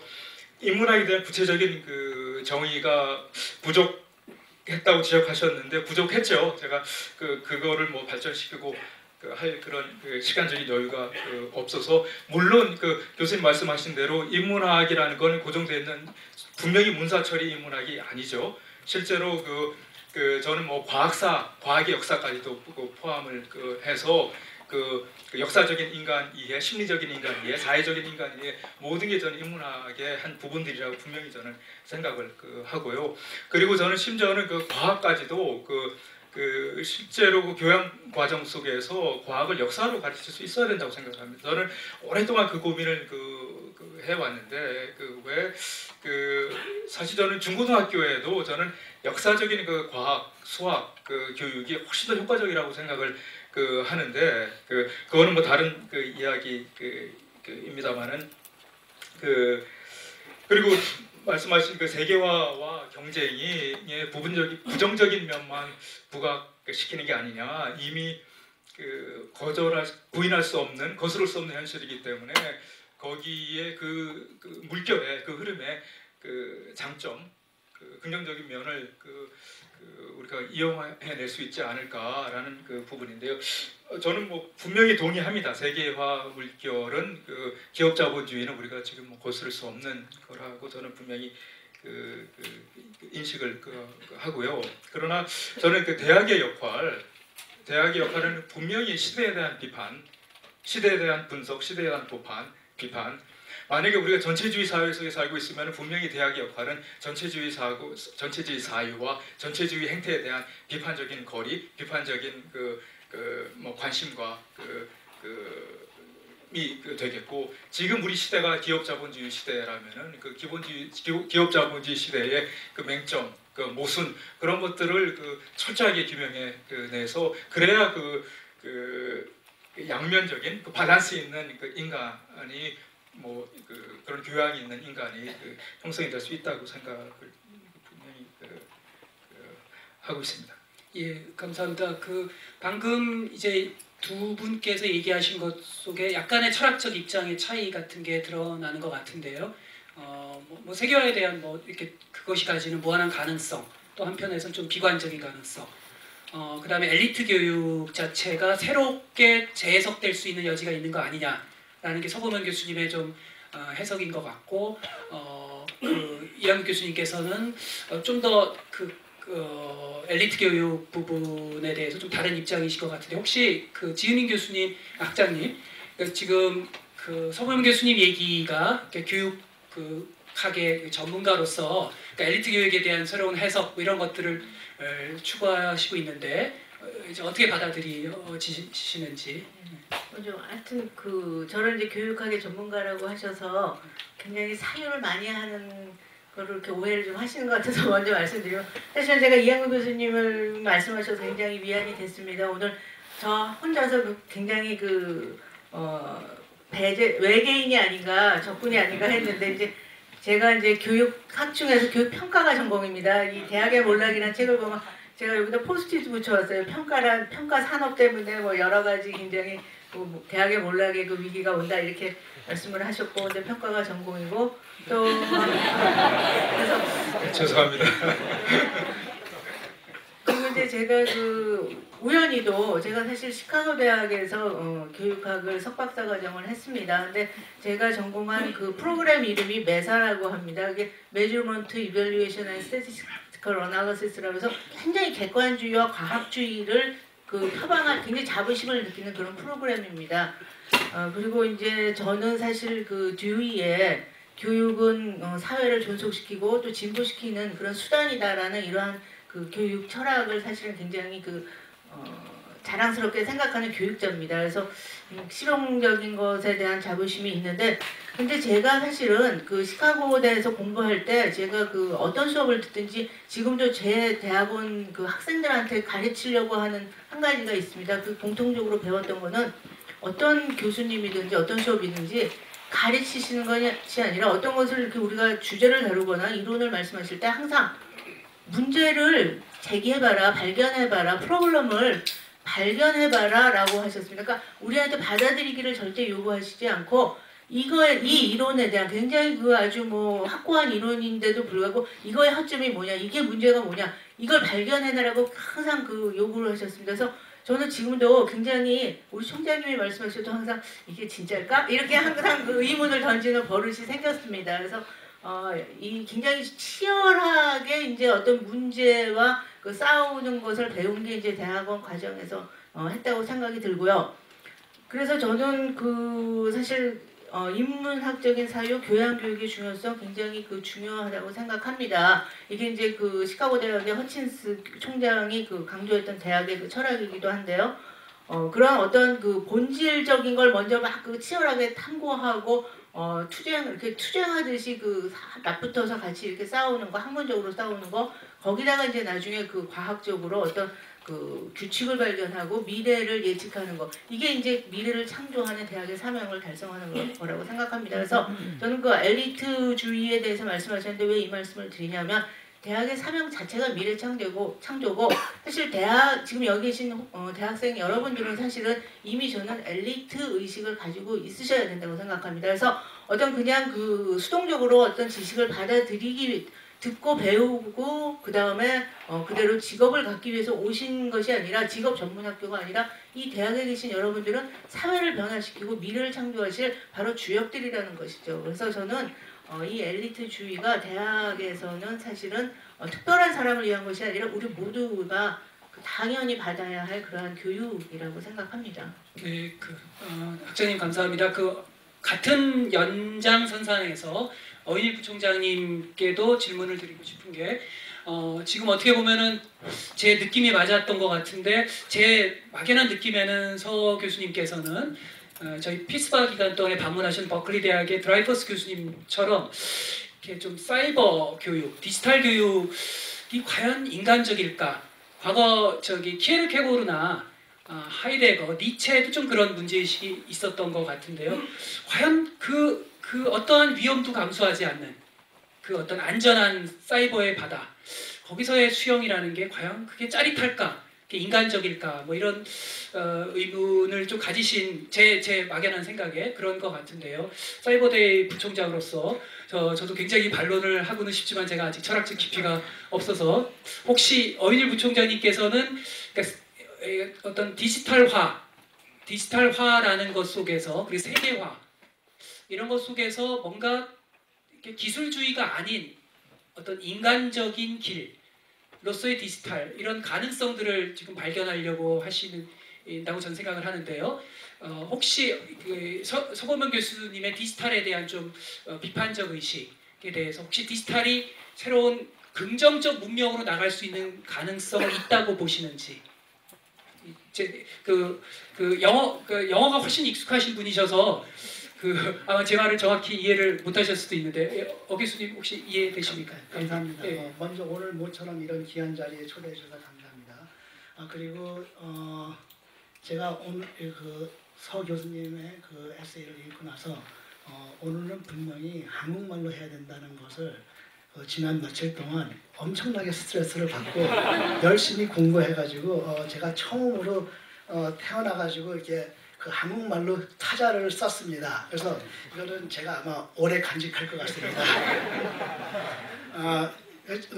디지털 교육 거기에 대해서 제가 좀 먼저 코멘트를 하고 이제 또 여러분들이랑 또 그 좋은 그 화두를 나누는 것을 제가 썼는데 이런 게 앞으로 미래의 대학 같은 것도 이제 물론 우리나라뿐만 아니라 이제 미국에서도 이런 것을 많이 이제 이야기를 하고 그러는데 이제 저는 저의 커리어가 그 퍼블릭 인스티튜션에 오래 있었습니다. 그래서 퍼블릭 인스티튜션에서 그 엘리트 교육보다도 이제 앞으로 이 미래 교육이 어떻게 확성될 건가, 그다음에 그 디렉션이 어떤 것인가. 그래서 이제 그 대충 대답은 이 대학을 그 objective로 볼 건가, 그렇지 않으면 subjective로 볼 건가. 그리고 그러면 이제 물론 그것은 이제 각 디파트먼트마다 objective로 볼 수가 있고 subjective로 볼 수가 있고, 그래서 이제 그 비율에 따라 가지고 이제 그 대학의 무게가 달라지면서 이제 그것을 향해 나가지만 더 큰 화두는 지금 미국에서는 우리가 이 대학의 엘리트 대학이 여기에 많다고 하지만 과연 몇 년 남았을까? 그것이 더 큰 화두입니다. 거기서 인류 대학들이 앞으로 계속 1000년을 계속 밀고 나갈 수 있다는 것은 보장이 안 됩니다. 그거는 왜 확실하냐면은 그 데모그래픽스의 그 인구 증가 때문입니다. 첫째, 전 세계에 지금 7 빌리언 피부가 있는데 60%가 넘게 동양 사람입니다. 그리고 아프리카는 지금 14%, 그리고 이제 백인, 노스 아메리카하고 유로피안 파퓰레이션 합해가지고 18%밖에 안 됩니다. 그러면은 이게 한쪽 방향에 있는 교육이 앞으로 이 전 세계를 지배할 수 있을까? 그렇게 된다면은 그거는 하나의 intellectual post imperialism이라고 지금 볼 수 있고, 그리고 이제 그것이 언제까지 이걸 지속할 수 있는가. 그래서 사실 요즘에 그 근래에 그 MOOC 운동, MOOC 여러분 아마 다 들어보셨을 거예요. 그것은 지난 2년 동안에 이 교육에서는 최고로 많은 기사가 나왔는데 자그마하게 3,500건 넘게끔 지금 퍼블리시가 됐습니다. 그 기사들이. 근데 사실 그 MOOC 운동이 그렇게 화두가 커진 거는 비록 이거 자체가 그 교육 갖고서 디모크라타이즈를 한다는 건데, 그것이 하나의 가칭으로 그 디모크라이즈 한다는 뜻을 가지고선 한쪽 방향의 교육을 하고 가지 않는가. 왜 그러냐면은 전 세계의 그 언어를 보면은 영어로 얘기하는 나라가 아직도 전 세계에 그렇게 많지는 않습니다. 그래서 그 MOOC으로 나간다는 지금 거의 99.9%의 MOOC 코र्스가 미국과 유럽에서 나오고 있고, 그 다음에 언어는 거의 100%가 영어로 나가는데 이제 그것이 이제 계속 나갈 건가. 근데 이제 사실 그거 자체는 그렇게 중요하지가 않습니다. 중요한 거는 우리가 이제 그 뭐 100년 전에 대학들이 건물들이 크기 시작하고 쌓기 시작하고, 그 다음에 이제 그것이 건물들이 크면 클수록 더 이제 힘이 있는 대학이라는 그 상징을 이제 줄 수가 있고, 그래가지고 사실 그때 보면은 누가 거기다 이제 대학에다 기증을 더 많이 하고 이제 어떠한 사이즈를 갖고 있고 규모를 갖고 있고, 그래서 하드웨어에다가 하드웨어에다가 굉장히 많이 이제 투자를 하고 거기다 밸류를 넣습니다. 그 산업과 똑같이 공장 사이즈나 뭐 기계 사이즈나 그래서 옛날 같이 우리가 내가 자네보다 더 큰 자동차 갖고 있다, 뭐 뭘 더 큰 거 갖고 있다는 것이 이제 자랑스러운 거. 이제 그러다 보니까 이 하드웨어가 이제 이제 교수님들의 이제 그 퍼블리싱이나 이제 그러한 연구에 집중하다 보니까 이제 하드웨어보다는 이제 소프트웨어가 더 중요하게 됐다는 이제 그런 흐름이 있었습니다. 그래서 여러분도 이제 컴퓨터가 점점 비싸진 게 아니라 결국은 컴퓨터는 싸지고 거기에 어떠한 소프트웨어를 사용하느냐에 따라서 이제 그것이 값이 이제 나갔습니다. 근데 이제 그 디스턴스 에듀케이션이라는 것은 묵 나오기 전까지는 아직도 하드웨어하고 소프트웨어로밖에 취급이 안 됐습니다. 그래서 별로 그것이 의미가 뭐 특별히 있는 것도 아니고 없는 것도 아니지만 그것은 이제 하나의 이 세계화로 나가면서 교육이 계속 필요하다 보니까 이제 그 교육 필요한 사람들의 계속 직장을 유지하면서 그 다음에 이제 교육을 제공하기 위해서는 이제 온라인이 제일 컨비니언하니까 이제 그쪽으로 나갔는데 이 묵이라는 것 자체는 물론 아직 비즈니스 모델이 없습니다. 그 이유는 딱 한 가지예요. 묵은 하드웨어도 아니고 소프트웨어도 아니고 마인드웨어입니다. 마인드웨어라는 개념으로 교육을 제공한 거는 처음이었습니다. 근데 사실 이 마인드웨어라는 것은 묵이 시작한 게 아니라 그 종교 자체에서 그것이 시작된 거라고 보고 있습니다. 그래서 저는 무엇을 마지막으로 말하고 싶냐면 이 마인드웨어가 들어간 거는 우리가 knowledge economy부터 knowledge society 이제 들어가는 그 사이에서 지금 이거 일어나고 있는데 지난 이 대학의 역사를 보면은 1000년 정도 됐습니다. 하지만 이거 인류의 역사에 비해서는 1000년이라는 것은 너무 짧은 시간이죠. 그러면은 이 1000년이 이 여러 가지 이 대학의 변화가 있지만 우리가 미래 대학이 어떤 것을 생각하는 것보다 이렇게 생각을 하시는 것도 가능하다고 봅니다. 1000년이 앞으로 새로운 대학을 시작할 것을 준비 과정으로 볼 수 있지 않느냐. 그렇게 되면은 이 인구 증가가 지금 동양이 더 많아지고 있는데 웨스턴 스쿨 오브 도어는 500년밖에 안 됐습니다. 하지만 우리는 거기에 그 과학, limitation of science, 그 다음에 limitation of knowledge, 그 다음에 limitation of reasoning and logic을 요즘에 많이 의문을 하게 되는데 그러면은 그것을 가지고선 예를 들어서 경희대학의 미래를 본다면은 앞으로 500년 동안 do we want to continue to accept the flow from the West with the pale imitation of all? 그렇지 않으면은 우리가 이제 방향을 잡아야 된다면은 그 방향은 우리가 어떤 식으로 잡느냐, 그거는 우리가 이 대학을 objective로 볼 수 있느냐, subjective로 볼 수 있느냐. 그렇게 된다면은 사실 우리가 제가 이 낱말을 썼는데 잠깐 잊어버렸습니다. 대학은 우리가 만약에 하나의 진화 기관이라고 볼 수 있으면은 이 진화 기관은 열린 사회적 실천 안에서 복수적 현실에 있으면서 영향을 주고받고 반응과 컴프로마이즈를 하고 있는 living organism으로 보면은 우리의 미래 대학은 우리가 세우는 게 아니라 우리가 mindware, connected mind에서 같이 이루어진다고. 그러면은 앞으로는 대학이 장소도 아니고 하나의 마인드의 공간이 모인다. 그런 면에서 봐서는 묵이 그걸로 나가고 있는데 그래서 지금 이 20세기의 비즈니스 모델로 묵에서 아직도 답이 인베스트한 거가 아직 못 돌아오고 있습니다. 예, 감사합니다. 그 말씀하신 게 같은 동족인 건지 아닌지는 잘 모르겠지만 리빙 오너리즘이라는 게 참 멋진 표현인 것 같습니다. 그러니까 어떻게 보면 부총장님께서는 뭐랄까요, 그 안에 담겨져 있는 철학이 뭔가 함께 구성해 나가는 구성주의적 철학, 이런 관점에서 대학을 바라보고 계신 게 아닌가 흥미로운 지적인 것 같고요.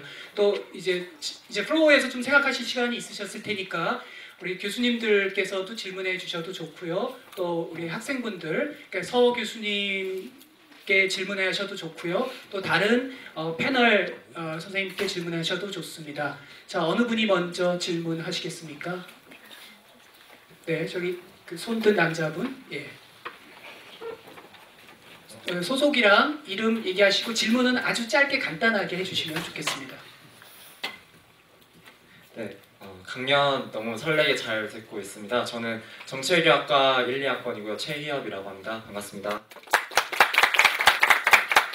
요즘 대학교 교육에 대해서 고민을 많이 하고 있는데 어쨌든 지식의 권위라는 게 위기라는 말을 많이 하는 것 같습니다. 그리고 한편으로는 보편적 지식권 확대가 필요하다는 말도 많은데 이것이 엄청 상충되는 개념으로 많이 사용되는 것 같고 저는 지식의 권위를 세우면서도 보편적 지식을 확대할 수 있는 그런 교육이 되어야 된다고 생각하고 있는데요. 네, 아까 이제 이렇게 패널 선생님들이 얘기하신 거 들으면서 좋은 일자리를 얻고자 하는 대학에 들어와서 좋은 일자리를 얻고자 하는 사람들이 정말 많고 학생들도 그렇게 생각하는 사람들이 점점 늘어나고 있는데 우리는 왜 좋은 일자리만 찾게 되었을까 이런 것도 저는 고민이 들고요.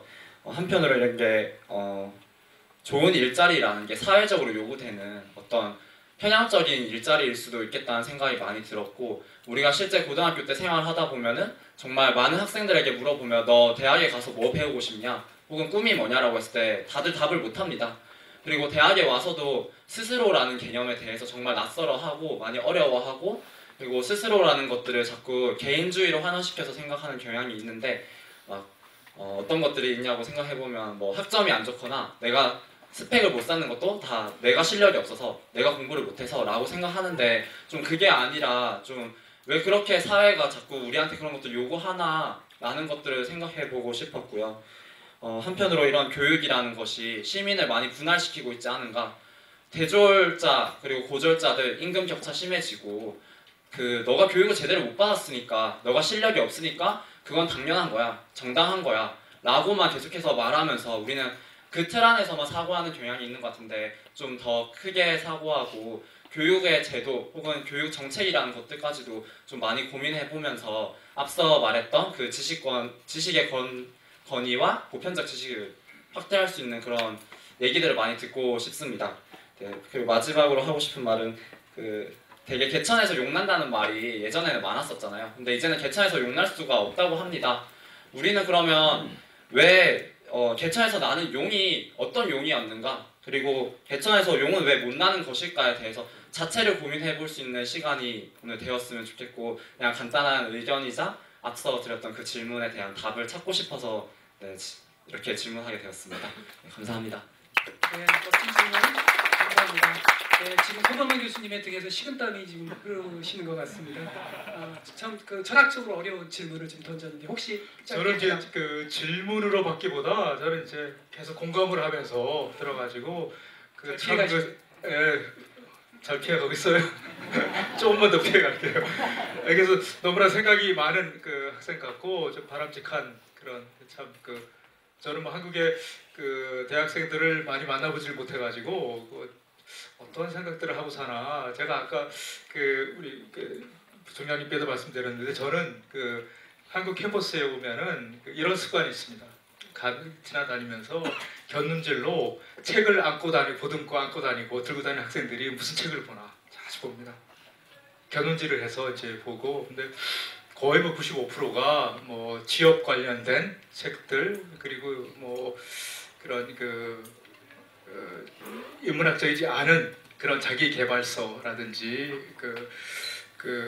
뭐 아까 제가 이제 20세기 뭐 최고의 철학자가 경영학이 대학의 학문이 되도록 주장을 했다라고 했는데 그래서 너무나 편향되게 많은 학생들이 마케팅에 관심이 있는 게 아닌가. 그래서 가끔 그래도 인문학적인 책을 들고 다니는 학생 보면 제가 다시 한번 보죠 옆으로 얼굴이 어떤 학생인가. 그래서 그런 학생인 것 같아서 제가 질문에 대한 답은 그렇게 피해가도록 하겠습니다. 네, 감사합니다. 다음 교수님 여기 세 번째 줄. 네.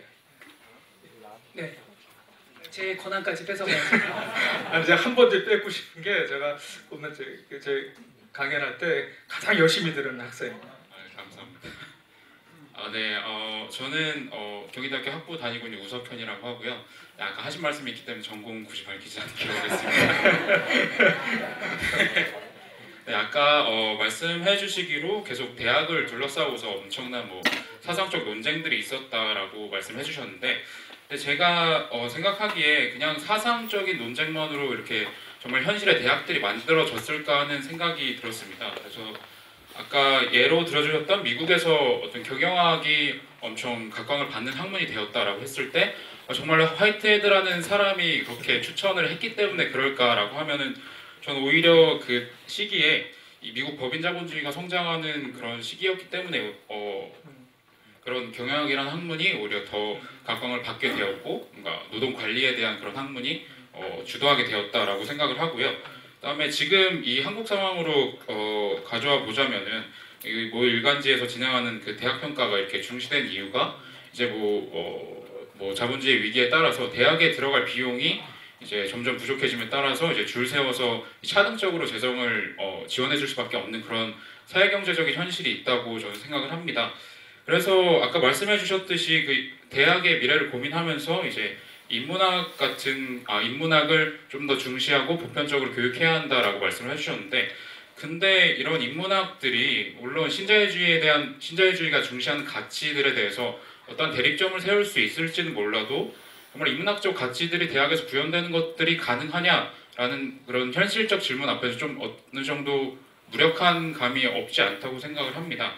그런데 또 한 가지를 얘기해보자면 신자유주의 시대에 뭐 세계화라고 얘기하는데 제 생각에는 빈곤이 세계화되고 수탈과 착취가 세계화된다고 생각을 하는데, 근데 여기서 인문학이 여기에 대해서 비판을 할 수 있겠지만 정말로 이런 현실을 바꿔내기 위해서는 좀 아까 말씀드렸듯이 무력하다고 생각을 하고, 이런 부분에서 오히려 사회과에 대한 교육이 더욱더 보편화되어야 보편화되어야 이런 현실을 좀 교정하고 개선해 나갈 수 있다라고 생각을 하는데 여기에 대해서 어떻게 생각하는지 듣고 싶습니다. 감사합니다. 그 여기 질문이 구체적으로 많아서 제가 그 짧게. 말씀드리고 싶은데 다 맞습니다. 옳은 지적입니다. 그 철학가 한 사람이 그 경영학이라는 학문이 대학의 학문이 되도록 큰 공헌을 세웠다라고는 할 수가 없고, 그래서 대학을 둘러싼 논쟁의 역사에서 중요한 방점을 찍었다라는 차원이고, 물론 그 이전에도 경영학을 가르치고 있었고, 그러나 긴장 관계 속에서 사회와 그런 학문의 세계와의 긴장 관계 속에서 경영학이 대학의 학문으로 들어오면서 지금은 뭐 가장 중요한 대학의 학문이 되었는데, 그 역사를 살펴보는 자체도 이제 재미있고, 그 역사를 살펴본다는 것은 사상사를 살펴보는 그런 과정이다. 그리고 실제로 경영학이 대학의 학문이 되기까지 기업도 반대했습니다. 왜 대학 나온 놈들이 기업 운영에 관여하려고 그러느냐, 오히려 망치려는 거 아니냐. 그게 다 앤드류 카네기 그 당시에 인더스트리얼리스트라 그러는 모든 사람, 거의 대부분의 사람들이 대학에서 경영을 가르친다, 돈벌이 하는 걸 가르친다, 절대 반대했습니다. 그런 역사가 있다는 것, 좀 복잡한 역사가 있다는 것 아시는 것 같은데 말씀드리고, 대학이 기업화가 되는 과정 속에서는 사회 경제적인 조건이 있었다. 사회적인 비용을 더 이상 감당할 수 없는 현실이 있었다라고 말씀했는데, 그거는 많은 교과서적인 책자에서 볼 수 있는 내용인데, 그러나 실제로 그랬는가? 저는 이제 그렇지 않았다. 돈이 충분히 있는데도 대학에 투자를 안 함으로써 대학이 기업화의 길을 걸었다라고는 얘기하지 않아요. 그러나 저는 분명히 이제 구체적인, 저는 이제 대학의 몰락이라는 책에서도 대학 길들이기라는 표현을 썼는데, 제가 대학을 좌파들의 생산지로 인식한 미국, 특히 미국이 베트남 전쟁에서 패배하는 그런 이제 치욕적인 경험을 겪으면서 우파들은 다 좌파, 대학의 좌파들이 이제 그렇게 만들었다라는 생각을 하게 됩니다. 그래서 좌파에 대한 대학에 있는 지식인들에 대한 그런 분노들을 신자유주의 경제를 경제 체제를 정책적으로 구현해낼 수 있는 레이건 체제가 등장하면서부터 이제 대학 기업화가 시작을 하죠. 대학 평가제가 그때 시작합니다. 1984년도 레이건의 영향력이 최고조에 달한 그 시점에 대학 그게 우연이 절대 아니라는 거죠. 예, 감사합니다. 굉장히 법인 자본주의에 대한 예리한 질문을 던졌고요. 우리 학생들에게만 기회를 주는 건 또 공정하지가 않으니까 우리 또 항상 철학적으로 의미 있는 화두 던지는 우리 공적 지식인이시죠? 우리 김민우 교수님, 아까부터 손을 들고 계시는데 김 교수님 짧게 질문 하나 해주셨으면.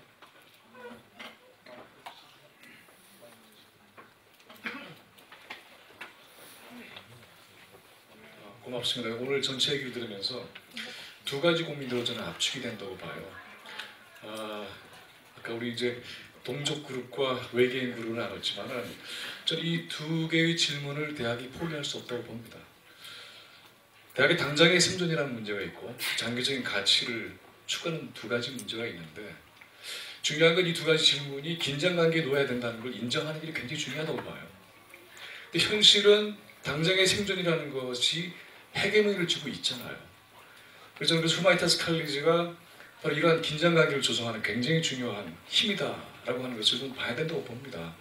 만약 이와 같은 긴장관계의 증폭을 인정해 주지 않을 때에는 저는 향후에 경희대학교의 후마이타스 칼리지의 미래가 있을까 하는 걱정도 하게 돼요.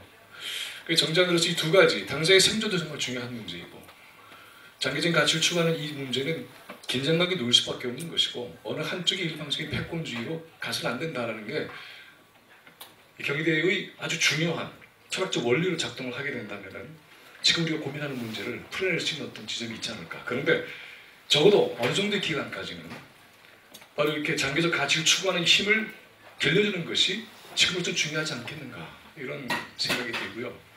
두 번째는 후마이타스 칼리지를 만들 때에 가장 중요했던 고민의 그 화두는 지식의 재구성이었습니다. 그래서 이것을 어떻게 재편하느냐 하는 문제였는데 저는 이제 우리 서보명 교수님의 책을 어저께 제가 주문해서 받고 읽은 대목 가운데 굉장히 감동적인 장면이 하나 있습니다. 그건 뭐냐면 예일 하도의 말을 인용한 부분이에요. 철학과 교육은 학문적 담론을 선택하는 것이 아니라 삶의 공동체를 선택하는 문제다. 저는 이것이 굉장히 중요한 질문거리인 것 같아요. 후마이타스 칼리지가 지식의 재구성에 대한 일정한 노력은 어느 정도 성공을 해가고 있다고 저는 보는데 그러고 난 다음에는 기존의 지식을 격파하고 만들어진 관점을 가지고 새로운 삶의 양식을 만들어낼 수 있겠는가, 새로운 점수를 뿜어낼 수 있겠는가, 이게 새로운 세상에 대한 동력으로 작동할 수 있겠는가에 대해서는 아직은 자신할 수가 없는 것 같아요. 그래서 저는 아까 생각한 것이 뭐냐면 우리 학생들이 대학을 다니는 것과 학원을 다니는 것이 차이가 많이 있을까? 결국 후마이타스 칼리지가 우리 학생들한테 새로운 형태의 삶의 공동체를 만들어주지 못하면 지식의 재구성에는 선택 것이 있을지 모르지만 지식의 재구성을 된 그 관점을 가지고 삶을 부르면서 밀고 나갈 수 있는 힘은 과연 어디서 나올까? 그랬을 때에 결국 남아있는 과정은 후마이타스 칼리지가 새로운 삶의 공동체를 만들어내는 아주 치열한 고민과 삶의 형식을 새롭게 만들어내는, 그래서 모두가 함께 애를 써보는 그런 것이 미래 고등교육이 걸어야 할 그런 숙제가 아닌가 이런 생각이 들었습니다. 고맙습니다. 네, 김 교수님 감사합니다. 시간이 많지 않아서 그러니까 또 뒤에 또 다른 행사가 기다리고 있기도 해서 그러니까 저희가 자연스럽게 김민우 교수님의 말씀을 이어받는다면은 그러니까 오늘 서 교수님께서 어떤 대학의 철학적 역사를 말해주셨는데 마무리를 그렇게 하면 어떨까 하는 생각이 드는데 오늘 참석해주신 서 교수님 패널 모든 분들이 한번 고백을 해주셨으면, 그러니까 프로페서라는 게 고백이라고 하셨잖아요 책에서. 그러니까 그 21세기 이제 미래의 대학은 어떤 가치가 가장 중요한 가치로 대두돼야 되는가, 어떤 것을 가장 중요한 가치로 만들어가야 될 것이냐라고 하는 부분에 대한 아주 짧게 모든 분들의 간단한 한 1분 정도 고백을 한번 쭉 듣고 나서 마무리를 하면 어떨까라고 생각이 듭니다. 서 교수님부터 짧게 아주. 대학에 대한 제 고백은 이 시대의 대학이 이건 너무 상투적인 표현이라 말씀드리면 웃을 것 같은데 인간에 대한 인간의 가치에 대한 고민. 실제로 대학이나 인문학에서 그동안 전히 해온 것 같지만 그렇지 않습니다. 20세기 대학의 화두는 인간이 아니었습니다. 그래서 우리가 포스트 휴먼을 바라보는 이때에 모든 인간의 사이보그화를 지금 바라보고 있는 이때에 인간됨의 의미, DNA 구성으로 환원되지 않는 인간적인 가치가 있을까라는 고민들 해보는 게 저는 제가 생각하기에 우리 대학인들이 교양 과정을 통해서 꾸준히 해나가야 될 큰 화두가 아닌가 생각합니다. 네, 인간에 대한 화두가 21세기 미래 대학의 가장 중요한 가치이다. 네, 대학장님. 그럴까요? 맨 마지막에 그러면.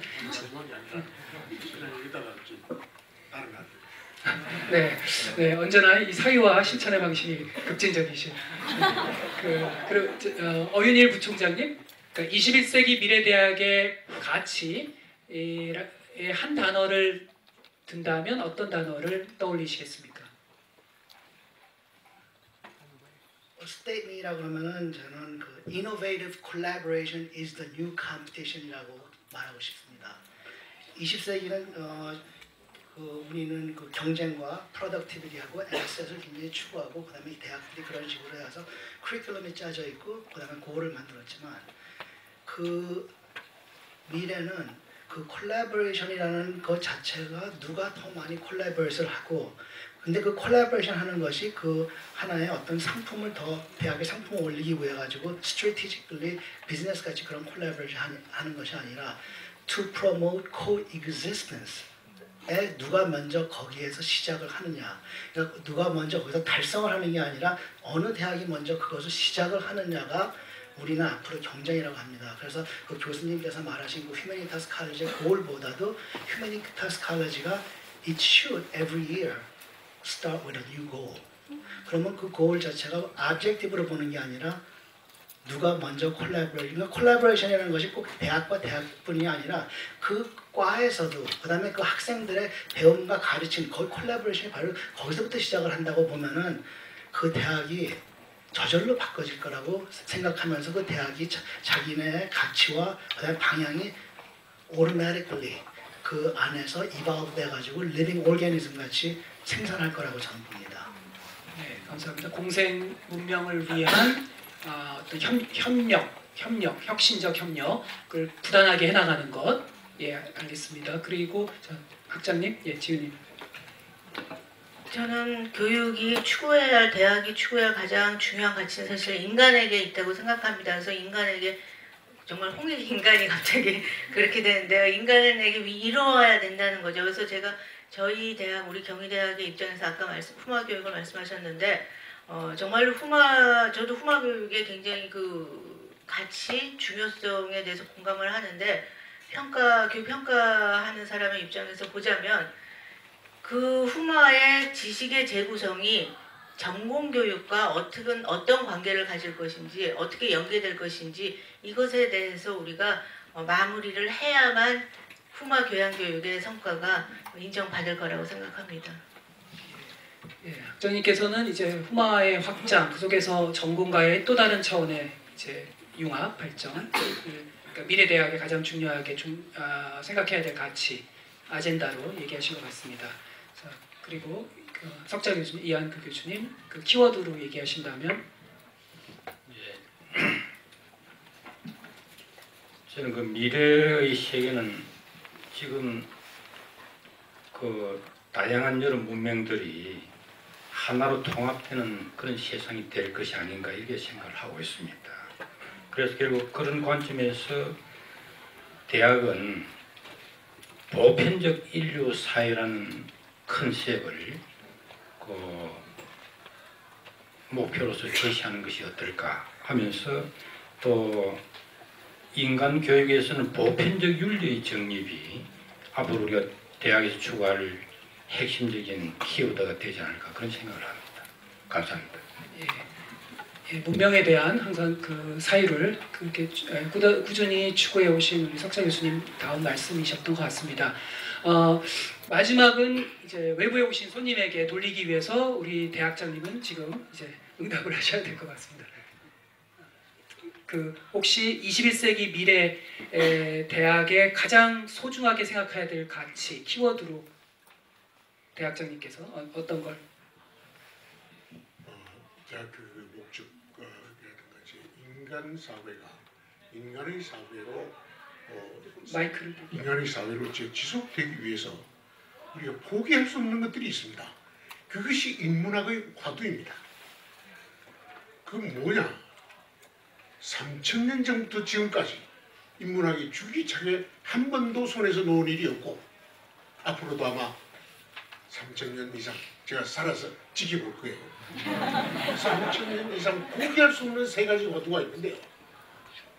그것은 인간의 삶의 가치라는 문제와 삶의 의미라는 문제와 그 삶의 목적을 어떻게 설정할 것인가, 가치, 의미, 목적이라는 이 세 가지 화두입니다.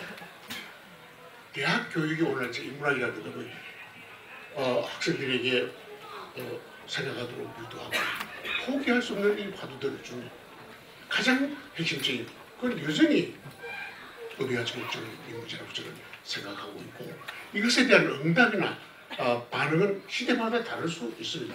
그러나 이강 교수님 말씀하셨죠. 보편적인 어떤 것, 보편주의 얘기하면 20세기 역적이 되거든요. 그런데 지금은 어떻게 되냐면 우리는 인간이다, 다 같이 인간이다라고 말할 수 있는 공통의 근거가 있어야 하는데 그것은 경제적 근거만으로 이루어지지 않습니다.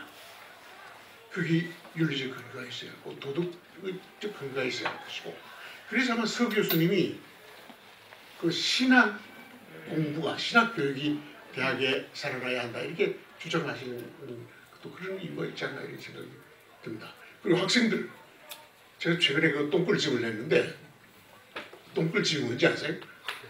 글 같지 않은 글들을 모아서 내면 그 문집을 똥글집이라고 하고 특히 그것이 도아무교의 글 모음일 때는 분문집이라고 부릅니다.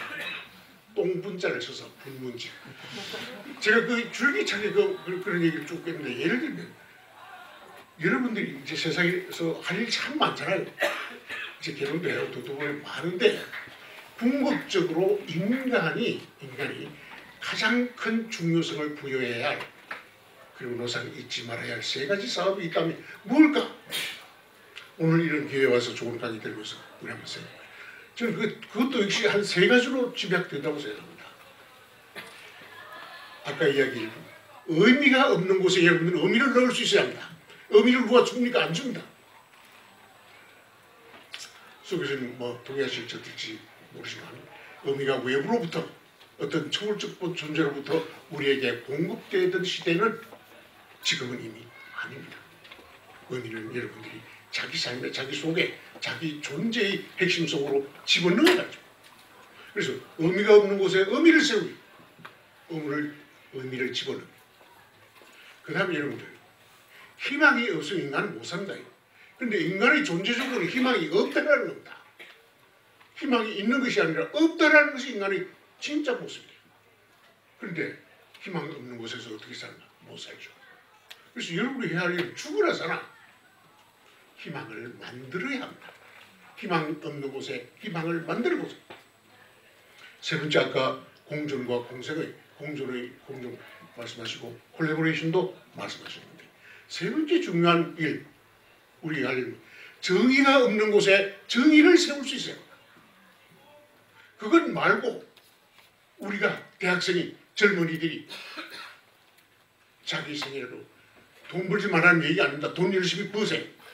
그러나 돈 벌면서도 끝끝내 우리가 포기할 수 없는 세 가지 일 그런 거 있지 않을까? 한번 생각해 보십시오. 여러분 나름으로.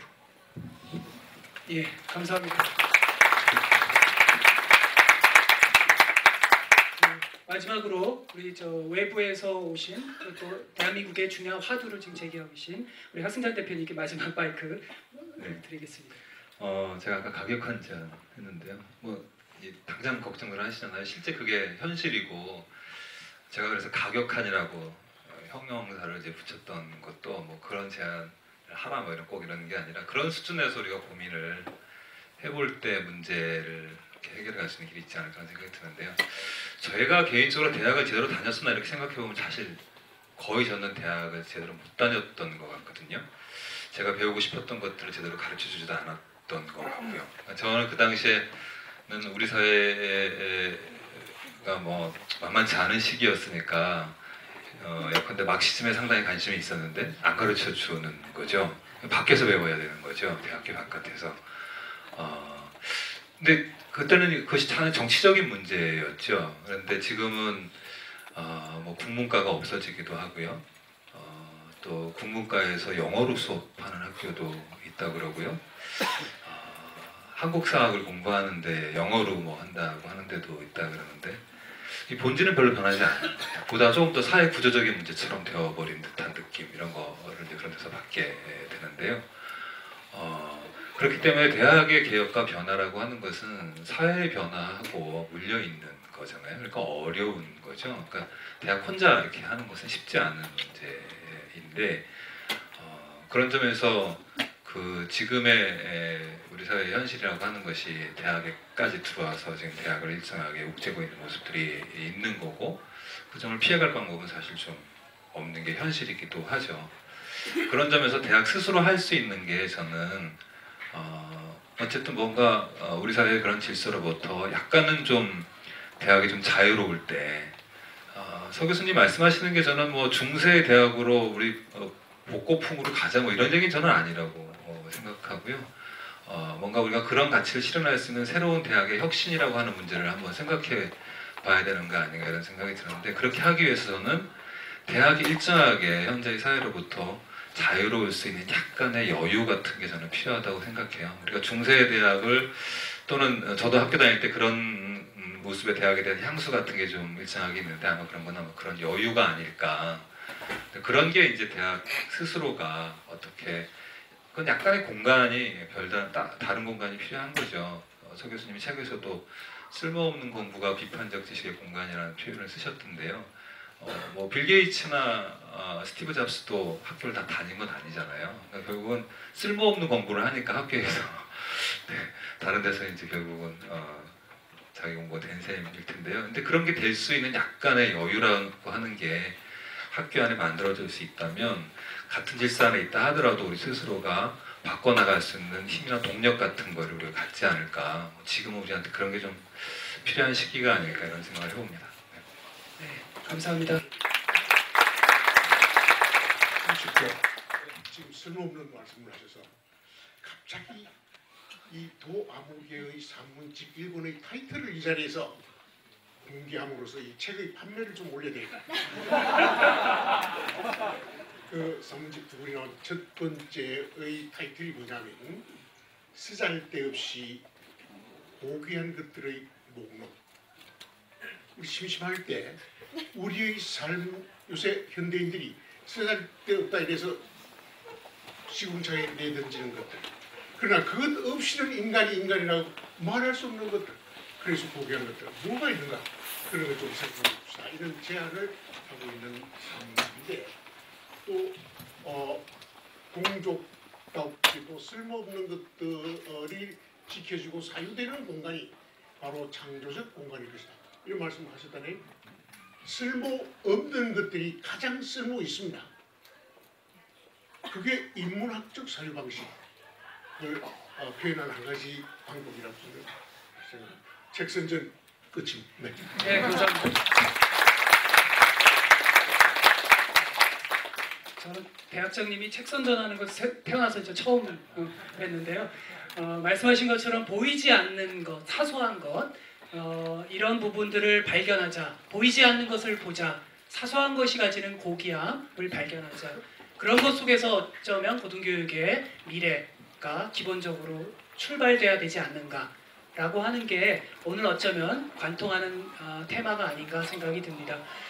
뒤에 또 행사가 있고 그래서 더 많은 토론을 진행하고 싶지만 오늘 계기로 해서 철학적 물음을 서로에게 던지는 좋은 출발이 됐으면 좋겠습니다. 오늘 이렇게 힘든 자리에 봄방학 다 포기하고 저희 한국까지 어려운 길 하신 우리 서 교수님 또 그 다음에 몸 다치셨는데 허리에 목대까지 차시고 힘든 우리 대학장님과 또 오신 하승찬 대표님 또 우리 이한우 교수님, 또 지은이 학장님, 지은이 학장님 요즘에 엄청 바쁘시거든요. 근데 오셨고 또 어인일 부총장이 지금 좀 있으면 또 베이징에 날아가셔야 되는데 귀중한 자리 해주신 여러분들, 그리고 또 끝까지 자리 함께 해주신 우리 총장님, 그리고 우리 멋진 후마 학생분들 다들 감사드립니다. 여러분 고생하셨습니다.